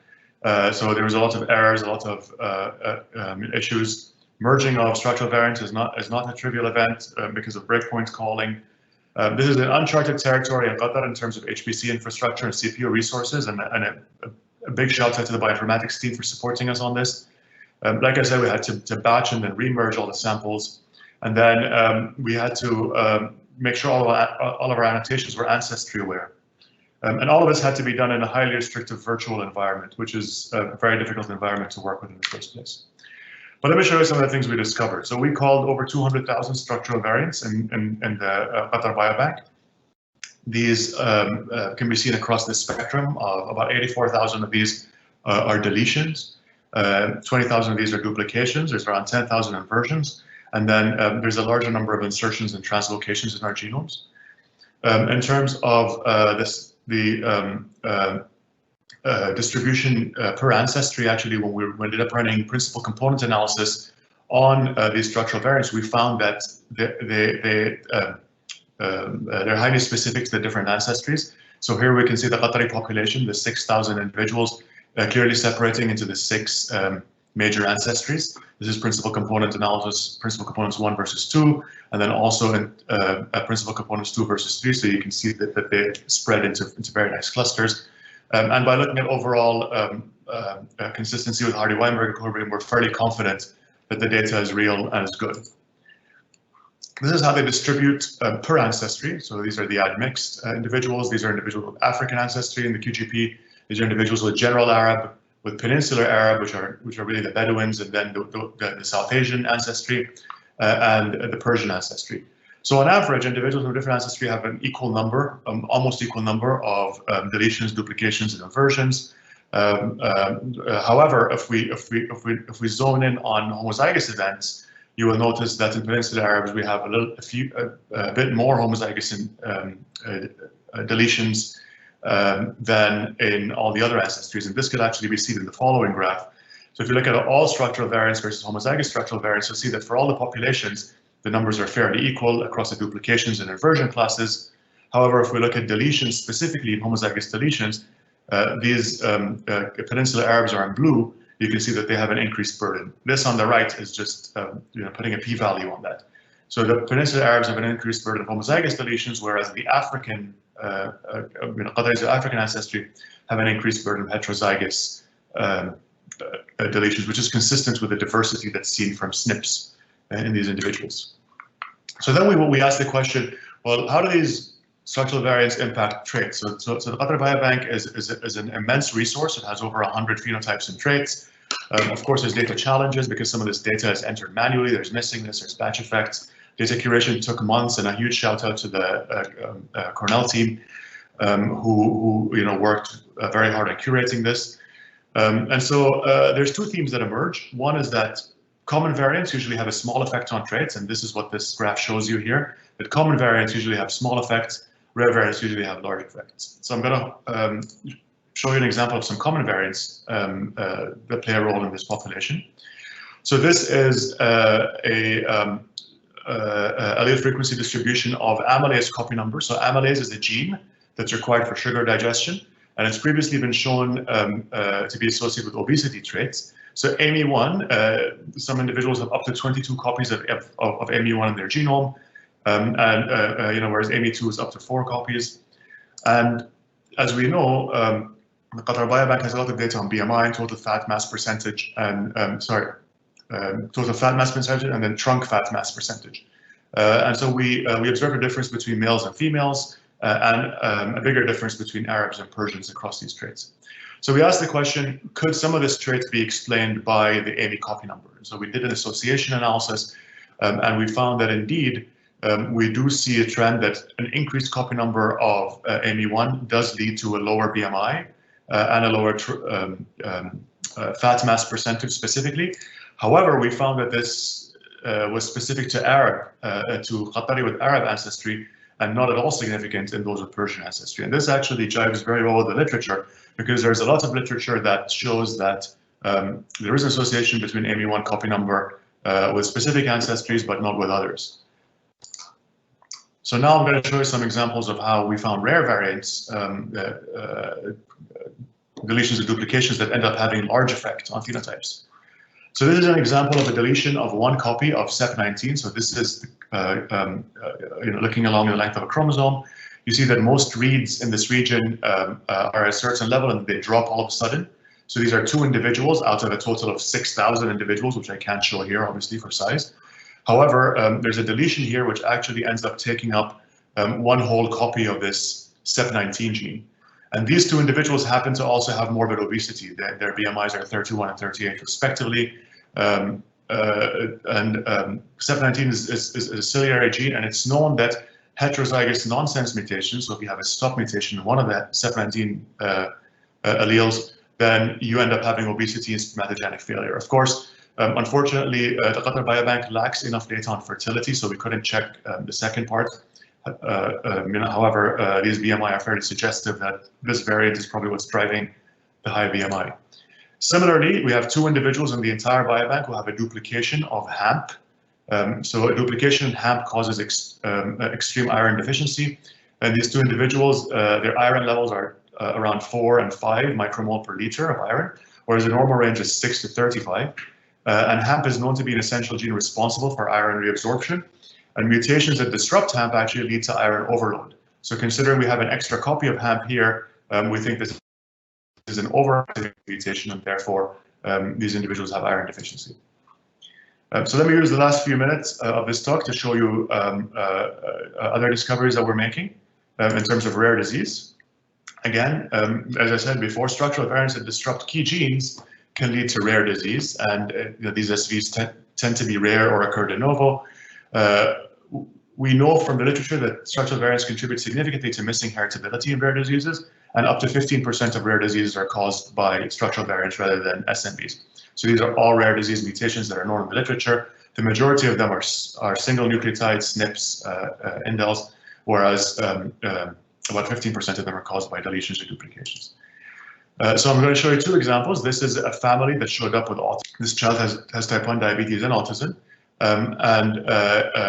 By looking at point mutation in the genome, we found no responsible mutation. However, when we used the same algorithms that we developed in this project to look at structural variants, we found a hemizygous deletion on the X chromosome in this male child. This was inherited from an unaffected mother. She has a normal copy, as you can see some reads here, but is missing the second copy. The dad is normal, the other sibling is normal. This was confirmed in the lab using ddPCR. And so this mutation is in a gene called POF1B, and we know from the literature that POF1B is in fact associated with autism. So this helps in the diagnosis of this child and genetic counseling for this family. Similarly, here's a family where there's two children and their father, all presenting with the same craniofacial syndrome. Again, there were no point mutations. They're looking at whole genome sequencing data. There's no good point mutation that can explain this phenotype. However, when we used our structural variants pipeline, we discovered this complex rearrangement here. It's around 500 kb long. Here's what's happening. The reference allele is supposed to be in this orientation. However, in the rearranged allele, there's a deletion of this part and a reinsertion of this part after this part in the reference. So there's actually a very complex rearrangement that we managed to pick up because of the diversity of methods that we have. This was confirmed by Sanger sequencing across these breakpoints to confirm the rearrangement. Not surprisingly, this this rearrangement disrupts IRF16, which is a gene that is known to cause this mutation, this syndrome in humans. So this is an excellent confirmatory evidence that the structural variant pipeline works very well. So in the interest of time, those are the only two examples. We have tens of examples across the different disease families and across the biobank, and now we're setting up for a GWAS for structural variants. I think it's very important to mention that the pipeline that we created and curated is made by Qatar and for Qatar. So we're excited to hopefully be able to apply this to the larger QGB cohort. We had 3 poster presentations, 2 thesis, 1 master and PhD that were done based on this work. We have several papers submitted or in preparation, and we're looking at some IP actually as well. And it's important to mention that through this project we had a significant focus on capacity building. We mentored 8 trainees, 2 in the UK and 6 in Qatar, including these 2 theses that were submitted.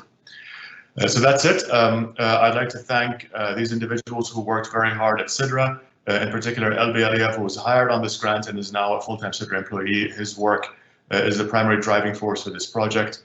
Our collaborators at King's College, a huge thanks to Qatar Genome, Qatar Biobank for making this data available, all our partners in the national landscape, and of course the biggest thank to QNRF, whose funding and support and selection of this highly computational project as part of the PPM was a very brave decision, and we hope that our pipeline continues to build in the same line of eventually delivering our discoveries to patients.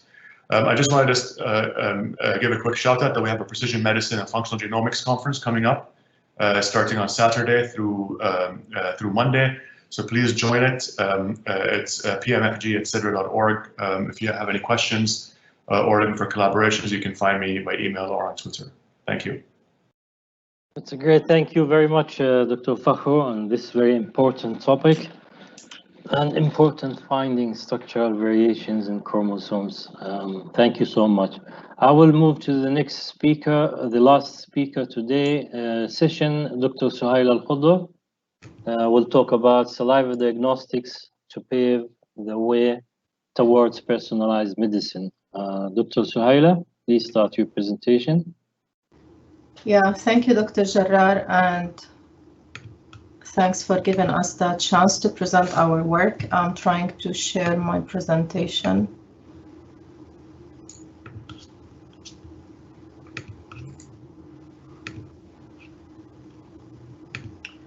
Can you see my slides? Yes. All right. So as you mentioned, today's topic is about saliva diagnostics to pave the way to precision medicine. This is my PPM2 project, and I have Dr. Terra Negra, Dr. Rawad, and Dr. Grival, all PIs on the study.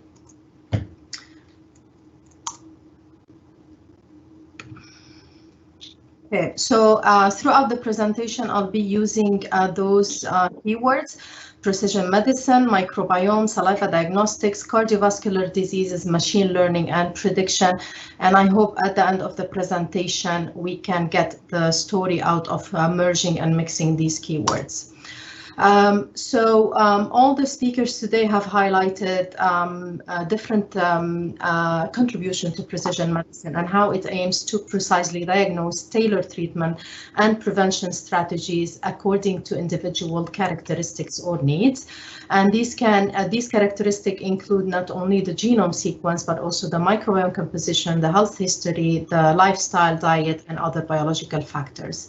The sequencing of the genome has definitely advanced precision medicine, but there is a lot of things to be done down the road. I would like to consider the human microbiome as the next chapter in precision medicine. Just as a brief definition, the human body is a home to a huge and diverse community of microorganisms. These consist of bacteria, fungi, protozoa, and viruses. Collectively, their genomes are referred to as the microbiome. We already know that the microbiome composition changes during health and disease, and this contributes to different conditions such as cancer, diabetes, IBD, autism, and so on. And is already known that the composition of a patient microbiome provide a patient-specific barcode, and this complements the genetic information that each of us have.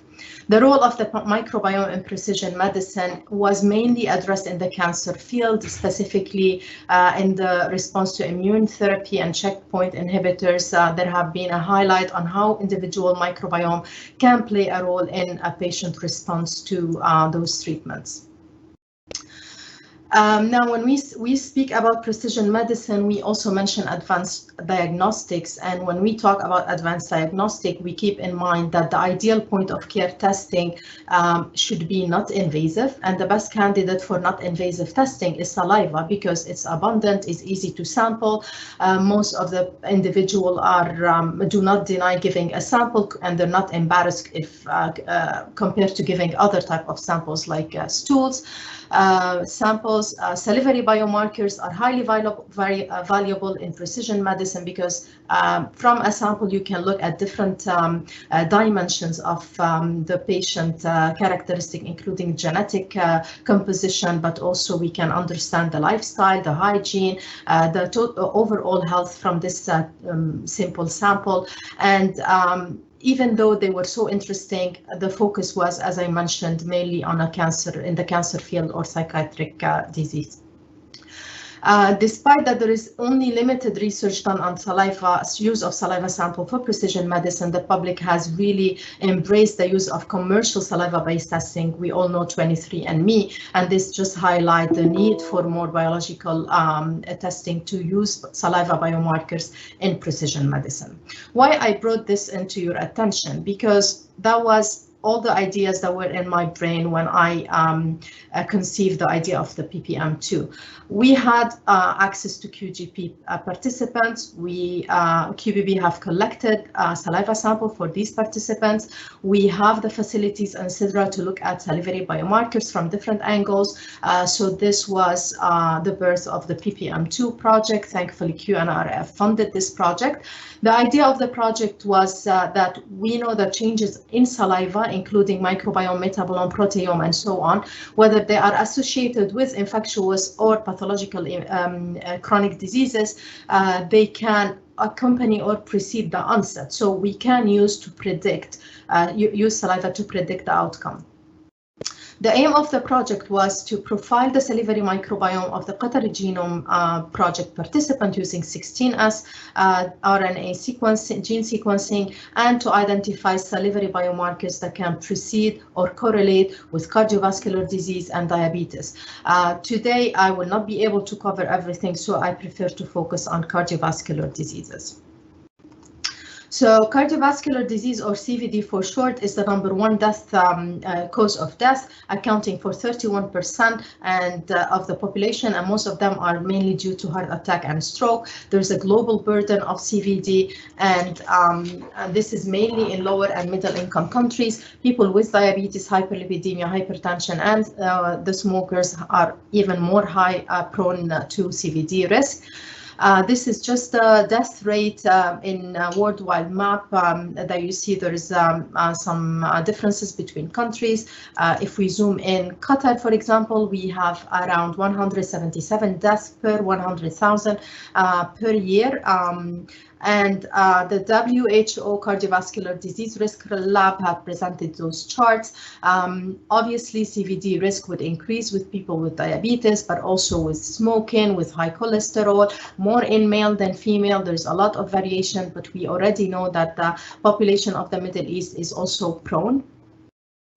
Zooming into our population here, this is a report from Hamad Medical Corporation. 12.9% of all deaths in Qatar are somehow heart-related. About 28% of the patients who were seen in Hamad in 2015 were under the age of 40 years old, so this is really alarming.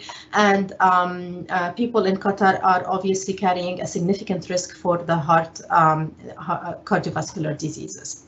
So at that level, we know that the blood-based tests to assess cardiovascular health are already available, but they are invasive. We also need to identify and predict the CVD risk beforehand.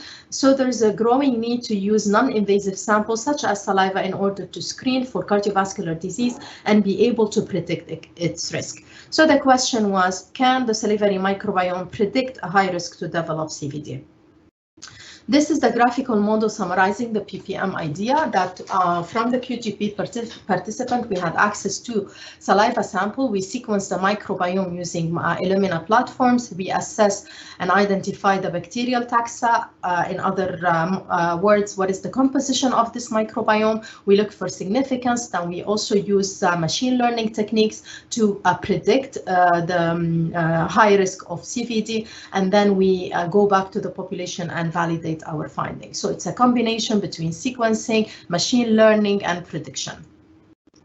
And this is the first paper we published by Dr. Murgusan and my team, a student from Qatar University, to just assess the basic profiling of the microbiome composition in the Qatari population. And to our surprise, by doing PCA analysis here, it looks like the Qatari population was totally different from other populations. So this also highlights the need to look in depth in this population and try to identify predictor.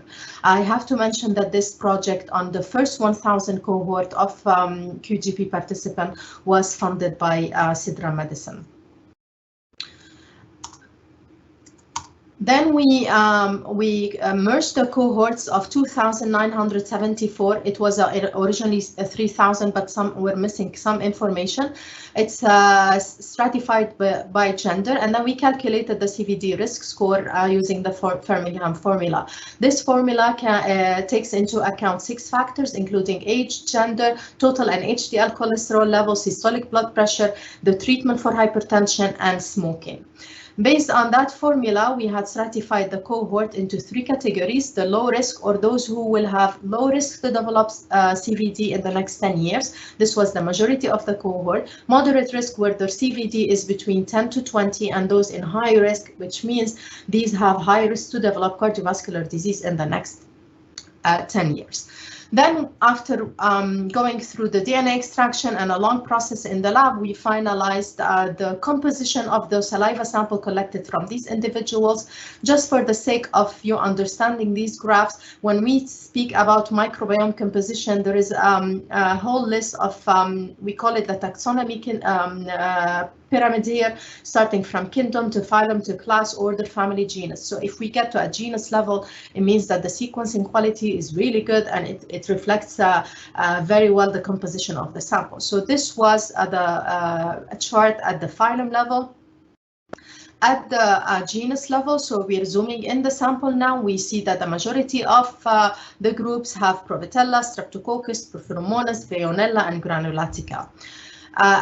Then again, from microbiome perspective, we ask, can we compare the sample? Is there any difference in the composition between the groups? So we look at the alpha diversity, which reflects the microbial richness between the samples, and we didn't find significance, statistical significance between the groups. Then we looked at the beta diversity, which is similar also to a PCA analysis, and we also do not see significance between the groups, indicating that the variation between the 2 groups is not significant. Then we ask the question, if we combine the 3 groups, are we able to find any statistical significance organism between the 2 groups, high risk in red here and low risk in red in green? And I have to mention that at this level, with the LDA score of about -4 or 4, we found 4 major genera: Actinomyces, Megasphaera, Lactobacillus, and Rothia, that were enriched and statistically significantly present in the group of those who have high risk to develop CVD. Next, we ask, can we predict high risk for cardiovascular disease from the salivary microbiome signature? At this level, we needed to acknowledge that it's necessary to assess the clinical value of biomarker in an unbiased manner, not only by looking at the statistical significance, but also to look at the prediction accuracy. It's also worth noting that we didn't ignore that the microbiome data is a multivariate in nature. And there is imbalance between the groups. As I mentioned, there's 163 in the high risk versus thousands in the low risk. So this creates imbalance in the sample size. Then we decided to go for statistical machine learning methods to enhance our prediction accuracy and interpretation of the results. So we used lasso modeling and SIAM-CAT, and I'll be talking about these 2 different machine learning methods, including statistical modeling and advanced visualization approaches. So again, going back to this model, this was the roadmap of moving from the salivary microbiome to finding predictors of CVD. This is the Qatari population members enrolled in the QGP. We stratified them into low risk and high risk.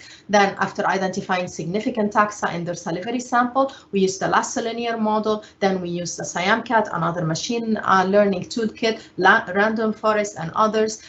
And from that, we were able to identify predictive microbial signature that can help me predict the increased risk for cardiovascular disease, and we're at the level of the validation.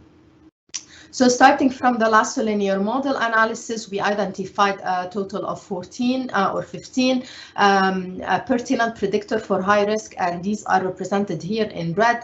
Tanarella has the higher score, indicating that it's highly associated and can be considered as a strong predictor if present in the saliva sample of an individual. This individual is most likely to be at a high risk of cardiovascular disease. But we didn't stop at that level. We wanted to use more more machine learning techniques. So we use again another model, the random forest, that also predicts the Tanarella with accuracy of almost 100% to be a predictor of cardiovascular disease risk, Provitella, Campylobacter, and Veillonella.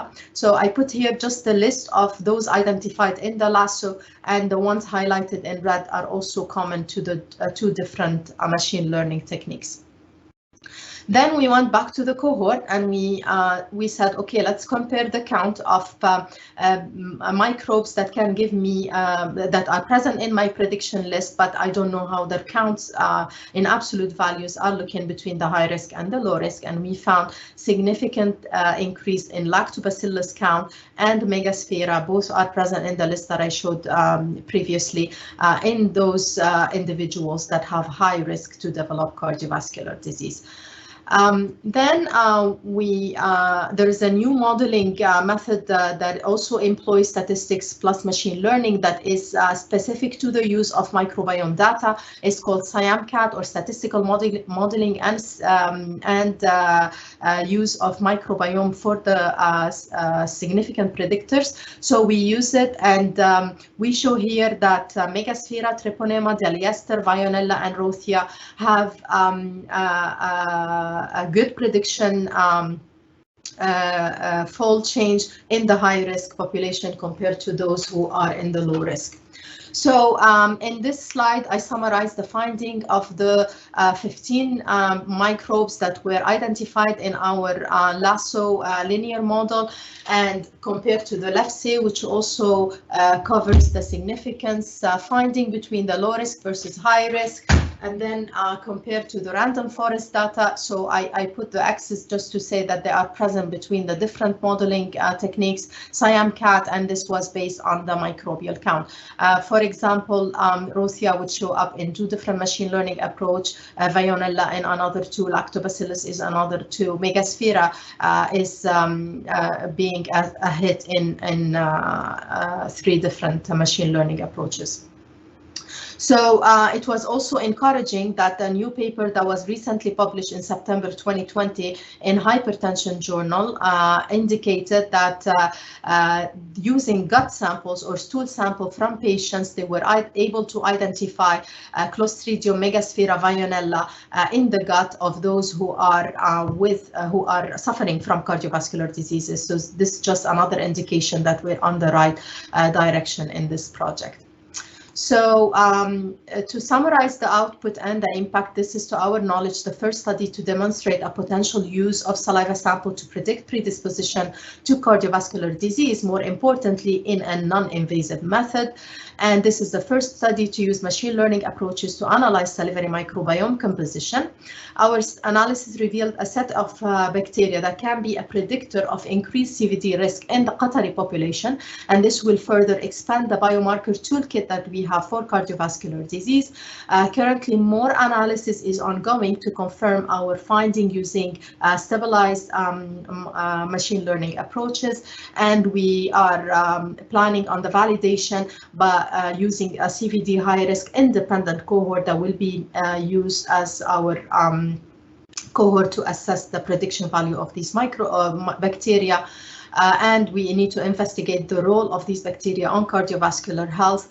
This model is currently also applied. The same design I just described is currently in parallel being done in diabetes on the diabetic cohort from the QGB. And this project was presented in WISH 2018. I was invited speaker to cover this project on the targeting microbiota in Poland 2019. It was an award-winning abstract for my postdoc in Kudus 2018 and 2019.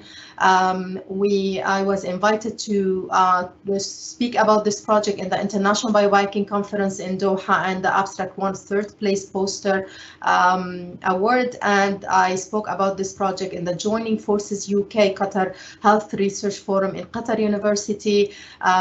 It was covered in Maternal and Child Health Symposium last March, and will be covering the same topic in Precision Medicine Functional Genomic Conference in 2 days, inshallah. And there are about 3 papers currently in preparation and will be submitted soon. Before I end, I'd like to acknowledge the importance of having QNRF funding to support this project, QGP participants, QGP leadership, and Qatar Biobank. My postdoc, Dr. Murugesan, who did all this work, Dr. Mohammed Al-Ambari, who did the statistical part, the machine learning techniques, all my team member, Dr. Annalisa Terranegra, and her team member for looking at another angle of this project, how nutrition and dietary pattern are affecting the microbiome and the risk score for CVD. The deep phenotyping core from Sidra, who did the somalogic part of the project that I didn't present today, and the omics core, who did the automated extraction of DNA from the saliva samples. And I'm always looking for collaboration. Please feel free to reach out to me. This is my email address. And from Mouthville, I would like to say thank you.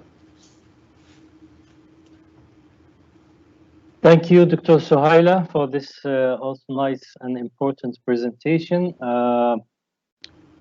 Okay, by this, you were the last speaker. Now we come to the question and answer sessions.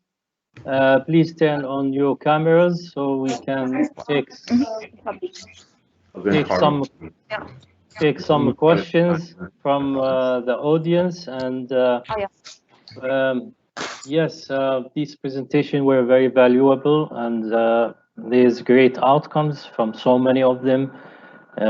Producing cohorts, databases, scores, and markers, and so on. See, they are very valuable.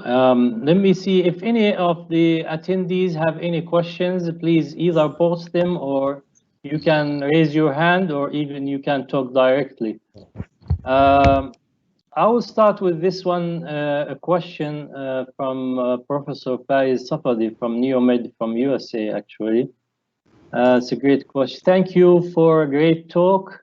This is a major undertaking work. I have a question regarding CEP19. What is the major phenotype associated with Qataris? Also, PRF1B mutation seems related to skeletal phenotypes. Can you elaborate? Can you explain if any of these patients are under treatment or clinical trials for possible treatments?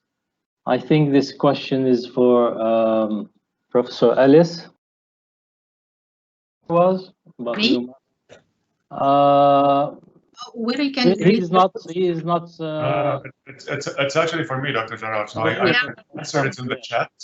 Yes. I answered it in the chat, but I will answer it also verbally. So the CEP19 deletion that we found, we only found it in 2 out of 6,141 individuals. So it's a very rare deletion. And in both individuals, as expected from CEP mutations, these individuals are both morbidly obese. Individuals with CEP mutations in the literature usually have a spermatogenic failure as well. However, this phenotype was not in the Qatar Biobank, so we couldn't assess the fertility of these individuals specifically. It was just missing, so we couldn't confirm or deny it.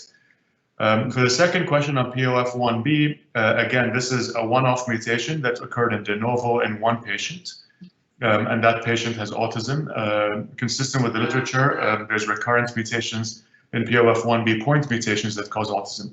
So this is a child who had a de novo mutation that deleted the POF1B gene and also has autism. So that helps with the diagnosis. I hope that answers the question. Yes, that's very good. Thank you very much, Dr. Fakhru. May I ask one more question regarding this? I mean, it was very interesting finding. You said the copy number on the saliva amylase has effect on the activity, and did you find there is a correlation between the number of copy numbers and the activity, or are you thinking of that in a certain way? Yeah, and how you could move? Yeah. Yeah, so what's very interesting about salivary amylase, it's one of these loci that is under evolutionary selection. So it's actually, instead of only having 2 copies in a diploid individual, we have up to 22 copies of this gene. They're in tandem. And the idea is that the more copies you have, the better your ability to digest sugar. The literature has shown previously that individuals with higher copy number have lower BMI as opposed to individuals with lower copy numbers. And in fact, we see the same thing in our biobank. Now, again, the great thing about having a big biobank is that we have sub-ancestries within the biobank. So when we first saw the signal in the biobank, we asked the second question of, is the signal enriched to one ancestry versus another? Because when you look at the literature, it depends on where you look in the world. There is an association versus other people say there's no association. It's a very controversial locus. So we found that in the Arabs, the Qataris with Arab or Bedouin ancestry, there is a strong association with increased copy number and inversely correlated to both BMI.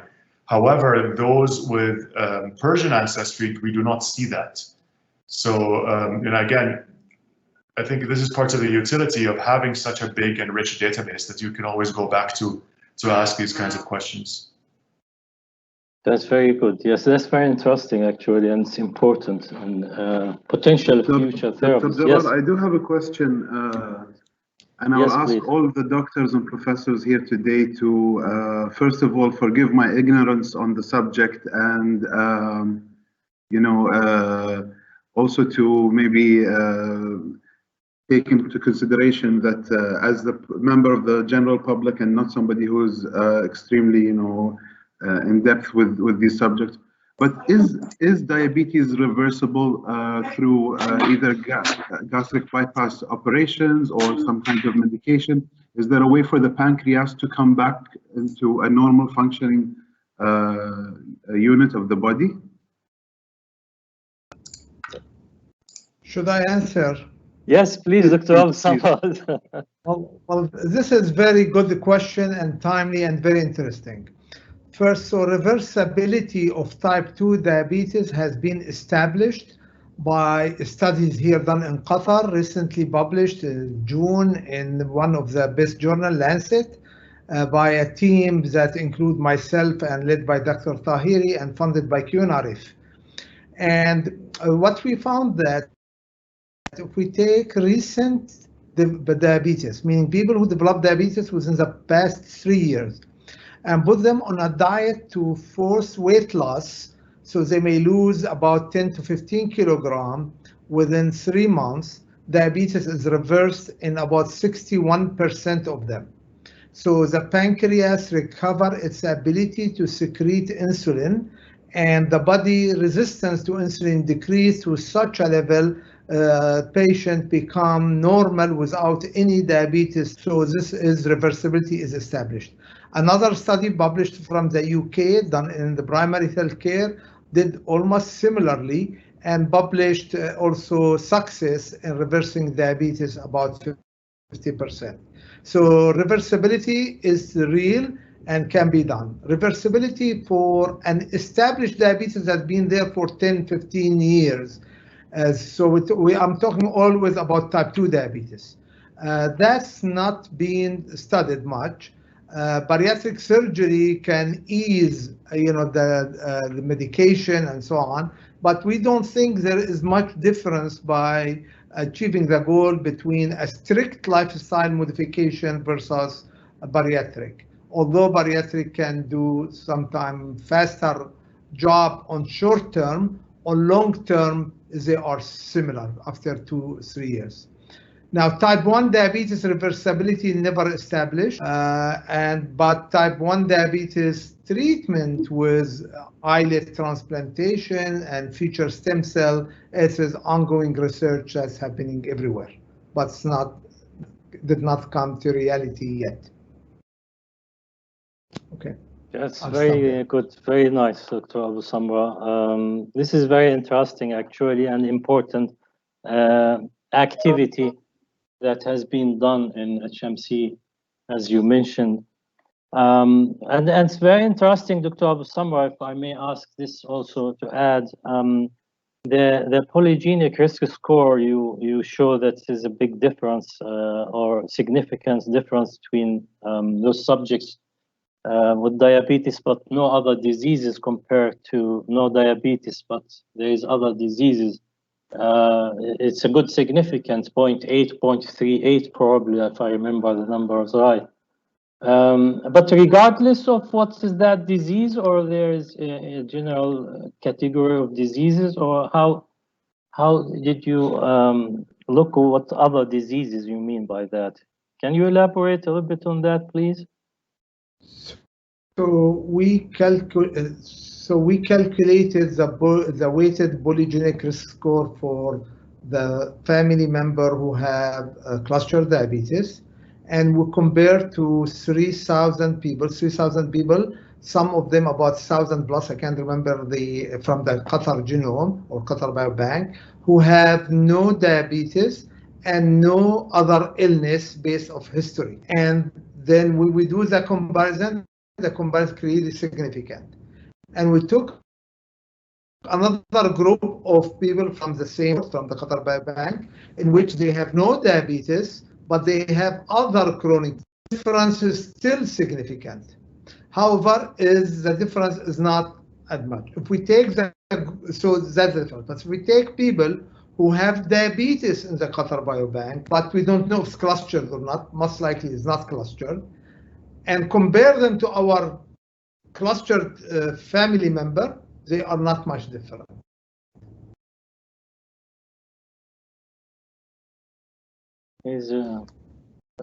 Thank you. There was a problem with the sound here, but that's fine. Thank you for clarification. It was important. Let me see if there are any. I'll ask Dr. Jarrar a follow-up question Sure. to the question. Thank you, Basamra, for the answer. Are the diet plans that you have talked about specific diet plans or a specific type, and are these diet plans readily available to the public, and where can they access them? Okay, well, so diet plan. So the diet we use is liquid diet. It's some specific brand, but the issue is not the brand. We wanted to have full control over the diet, and the subject agreed to eat nothing but the diet we give them. And the diet is really balanced diet between carb and so on, but it is very low calorie. Total calorie is 800 a day.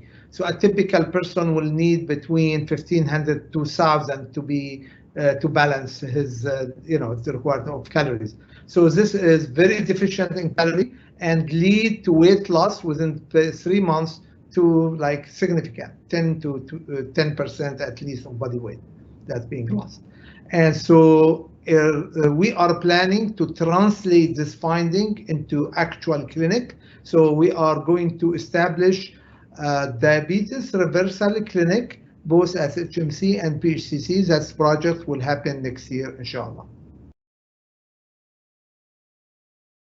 Inshallah, that's very good. Nice. Thank you, Dr. Abu Samra. Sheikh Abdullah, you have any other questions? I don't think, no? Okay. No, thank you very much. Thank you, Sheikh Abdullah. This was a very good question indeed. I think there's just a general questions for Dr. Christian and Anna. The toolkit components that you produce is very interesting. Can be applied to all types of cancer or specific cancer based on your trials. I'm sure you use the MDA cells and over. But my question is, and probably this question can apply to any of the speakers. Based on your important finding or outcome, what do you think of the next step to work or do to make the clinical implementation is closer to reality, to clinical setting? So what do you think the next work to be done? Shall I take the first yes, question? Please. Yes. Okay. So regarding the different cancer types, we're checking for lung and for the breast, because this was our interest. But yes, indeed, it can be applied to other cancer types, because as we know, cancer, one of the hallmarks of cancer is dysregulated metabolism. And this is exactly from where we are coming from to tackle it and to re-injure it. right? So yes, the tool components can be applied to different cancer types. And for the perspective studies from our end, for instance, we are planning to implement metabolomics in context of cancer in the clinic, and this is what we are doing right now with NPRP cycle 12. But we have many other plans for this particular research types, together with some kind of clinical trials and intervention. And we are working very closely with our partners from Hamad Medical Corporation on that. So thank you very much. If you have any questions, just thank you. Thank you. Yeah, that was great. Thank you very much for your question. I don't see any more questions actually posted.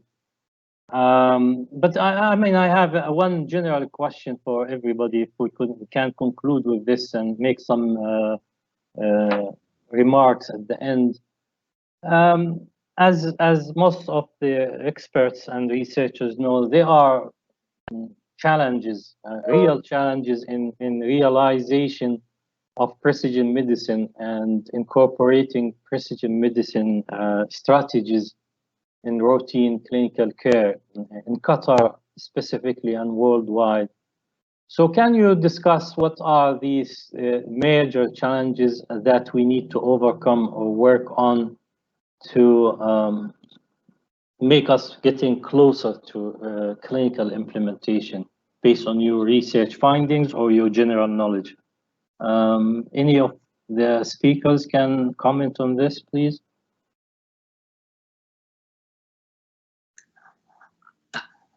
I can give a comment. Dr. Yes, Khalid, please. I think the major challenge is that we have to be prepared. I mean, there are clinical trials coming, and everyone started that to know or to find out or to have established the natural history of the disease that they are going to implement the clinical trial. So to be prepared is a challenge. I mean, now the world is changing so fast and the precision medicine is quickly rising up.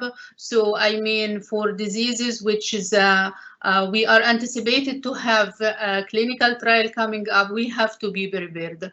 I mean, the requirement to know about the spectrum of our mutation, to follow up the patient, not just to register the number of the patients or the diseases you have, but to have a good follow-up, to have a good clinical data documented in the medical record.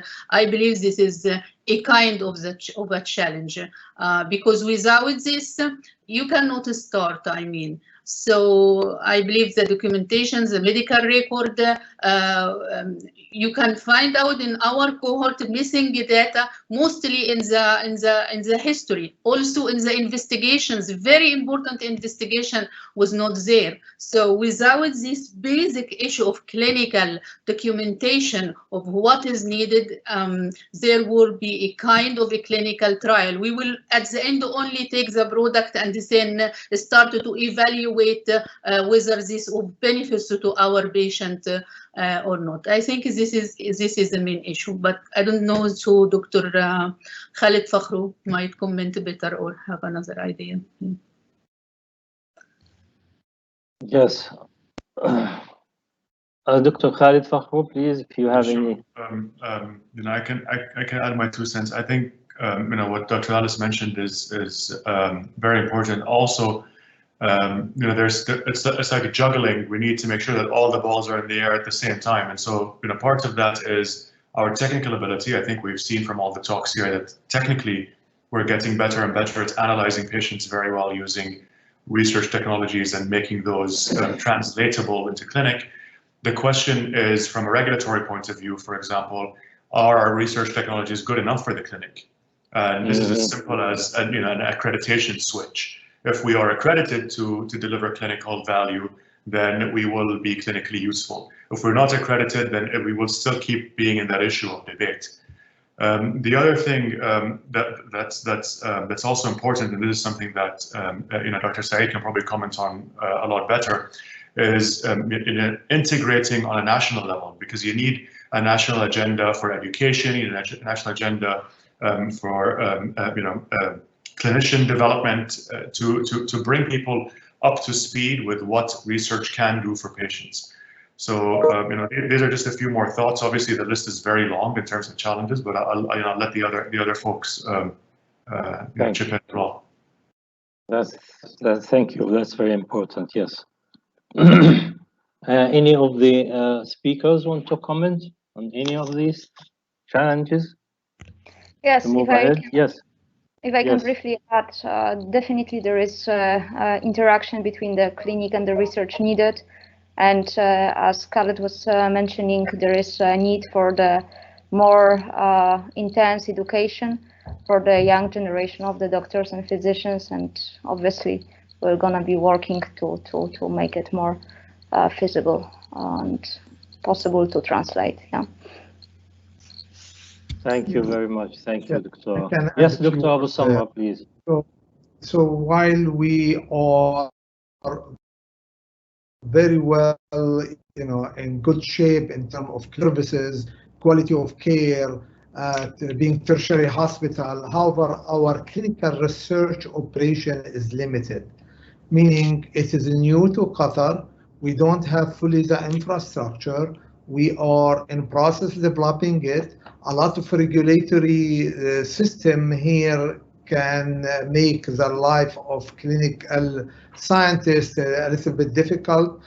Some of it being resolved recently, such as we have so many IRBs we have to deal with every time we need to initiate a project between different institutions. Now there is clearly a reliance done between Hamad and Cornell. However, that did not yet execute with Sidra having some, so there's difficulty there, and in the process of being resolved with BHCC. So there are these regulatory infrastructure. We don't have a clinical trial unit at Hamad, which is we need to establish that. We are doing it,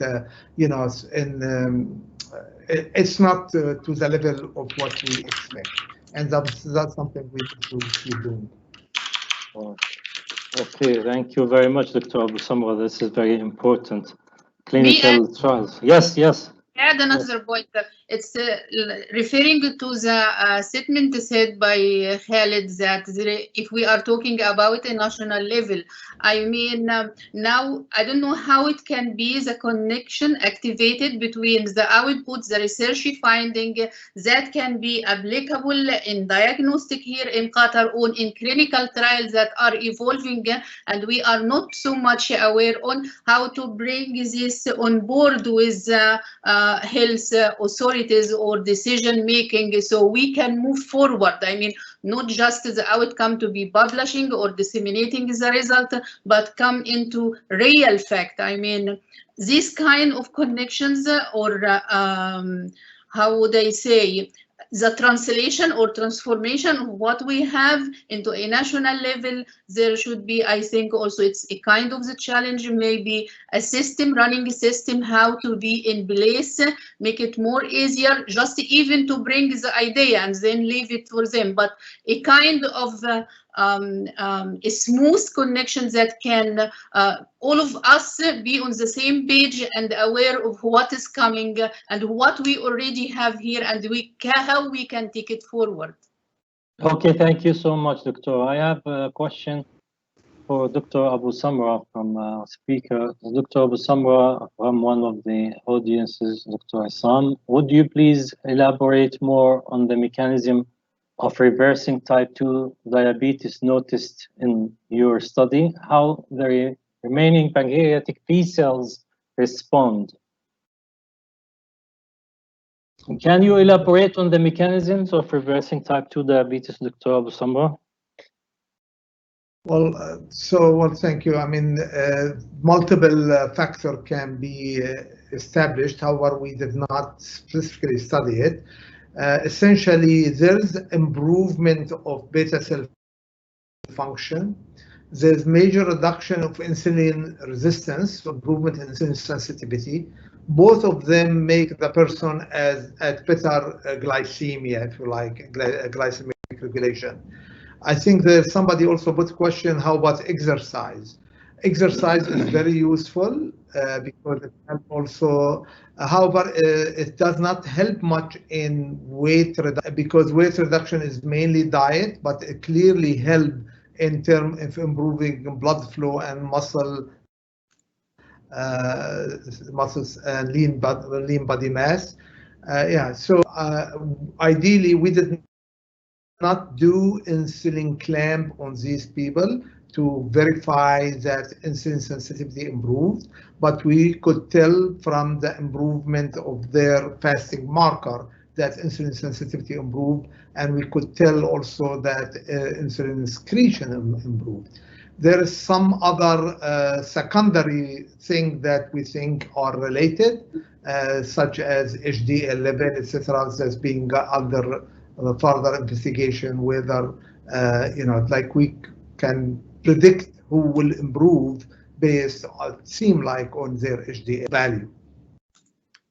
Thank you, Dr. Abu Samra. Very, very informative.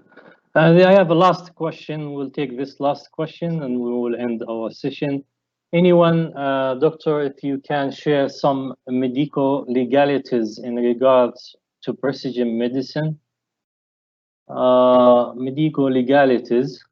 This, I think, was addressed by some of you before. Anybody want to comment on this? Also medical legalities, precision medicine is two parts. If he is coding about preventive, so it's that even medical legality, if we have finding on research, this has to be confirmed by a certified lab.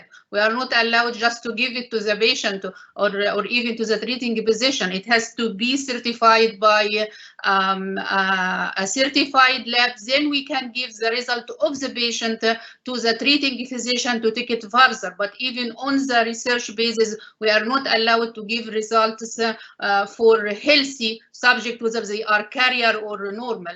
So this is regarding the preventive part of the precision medicine. But regarding the treatment or clinical trial, I'm not aware of that because I have not been previously involved in that. So if some other one know about the clinical trial, medical legality, so. Can I comment there? Sure. So I know QNRF funded a special project for the ethical aspect of the Qatar genome to the Faculty of Islamic Studies, and I'm a member of that team. So we have there will be some specific recommendation about what we do if we have an accidental or incidental finding during our research regarding, let's say, a risk for the person that will develop potentially, it's a risk for cancer, but it's not 100% sure, risk is likely, and so on. So what do we do with data, how we approach it, so there is, it seems like it's a major topic there. What is the responsibility of the researcher? How we address it with different people. Particularly, we are talking about the whole genome and genomic population. There will be specific recommendation for when risk is clear, or when safety is clear, and it's not clear when the issue is only increased risk by small percentage. But this so the outcome of this QNRF grant supposedly to be published soon. Yeah. Okay. Thank you very much. Yani, if anybody want to make last comment, or I can make a closed remarks and we finish the session.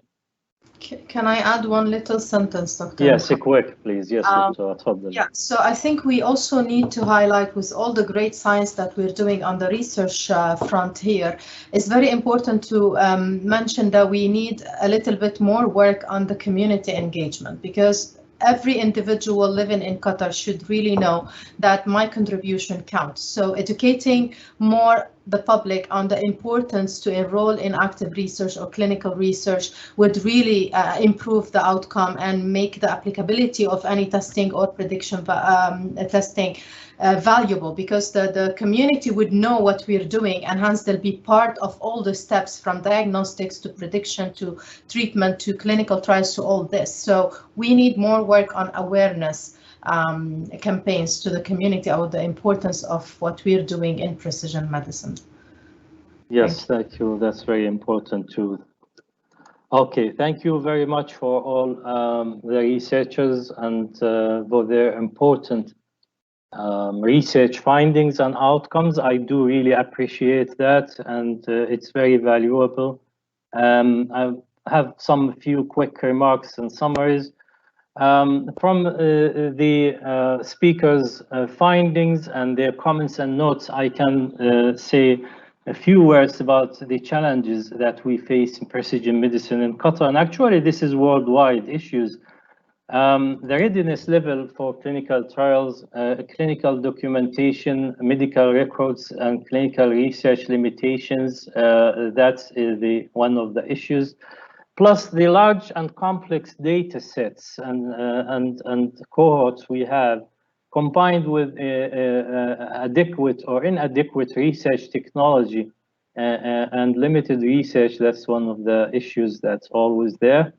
Integration of multi-omics data and validations is always one of the challenges.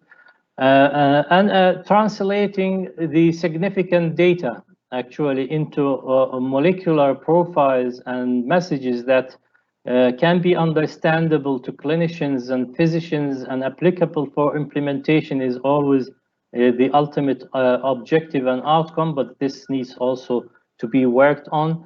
Integration on the national level, the necessity of multi-collaborations between multi-sectors in the country is always important. And of course, legal issues, ethics, regulations, ownership of data, and IP policies and procedures, all of these need to be set in place, especially for clinical trials in the country. And always do not forget the cost. You know, precision medicine at the end, even when it's become clinical implementable, you need to consider the cost compared to traditional treatment. But always the better health, the better economics is the ultimate objective. From all of this, we notice that by addressing these challenges, we can move forward closer to realization and getting clinical implementation of precision medicine. Of course, the tools like AI, clinical scientists, we need to encourage clinical scientists to be involved in precision medicine, and community engagement and public awareness on precision medicine is also very important. Education and training, new graduate programs, precision. And I was happy to see that there was a precision medicine or genomic and precision medicine new program in HBKU, and so all of this will probably improve and make materialization of precision medicine closer in Qatar. By these remarks, I would like to thank you again for all of your contributions and important findings, and I wish you a good afternoon. Thank you so much. Thank you. Have a good day. Thank you. Thank you very much, Dr. Jara. Thank you. Thank you. Thank you. Bye-bye. Thank you. Bye-bye. Thank you.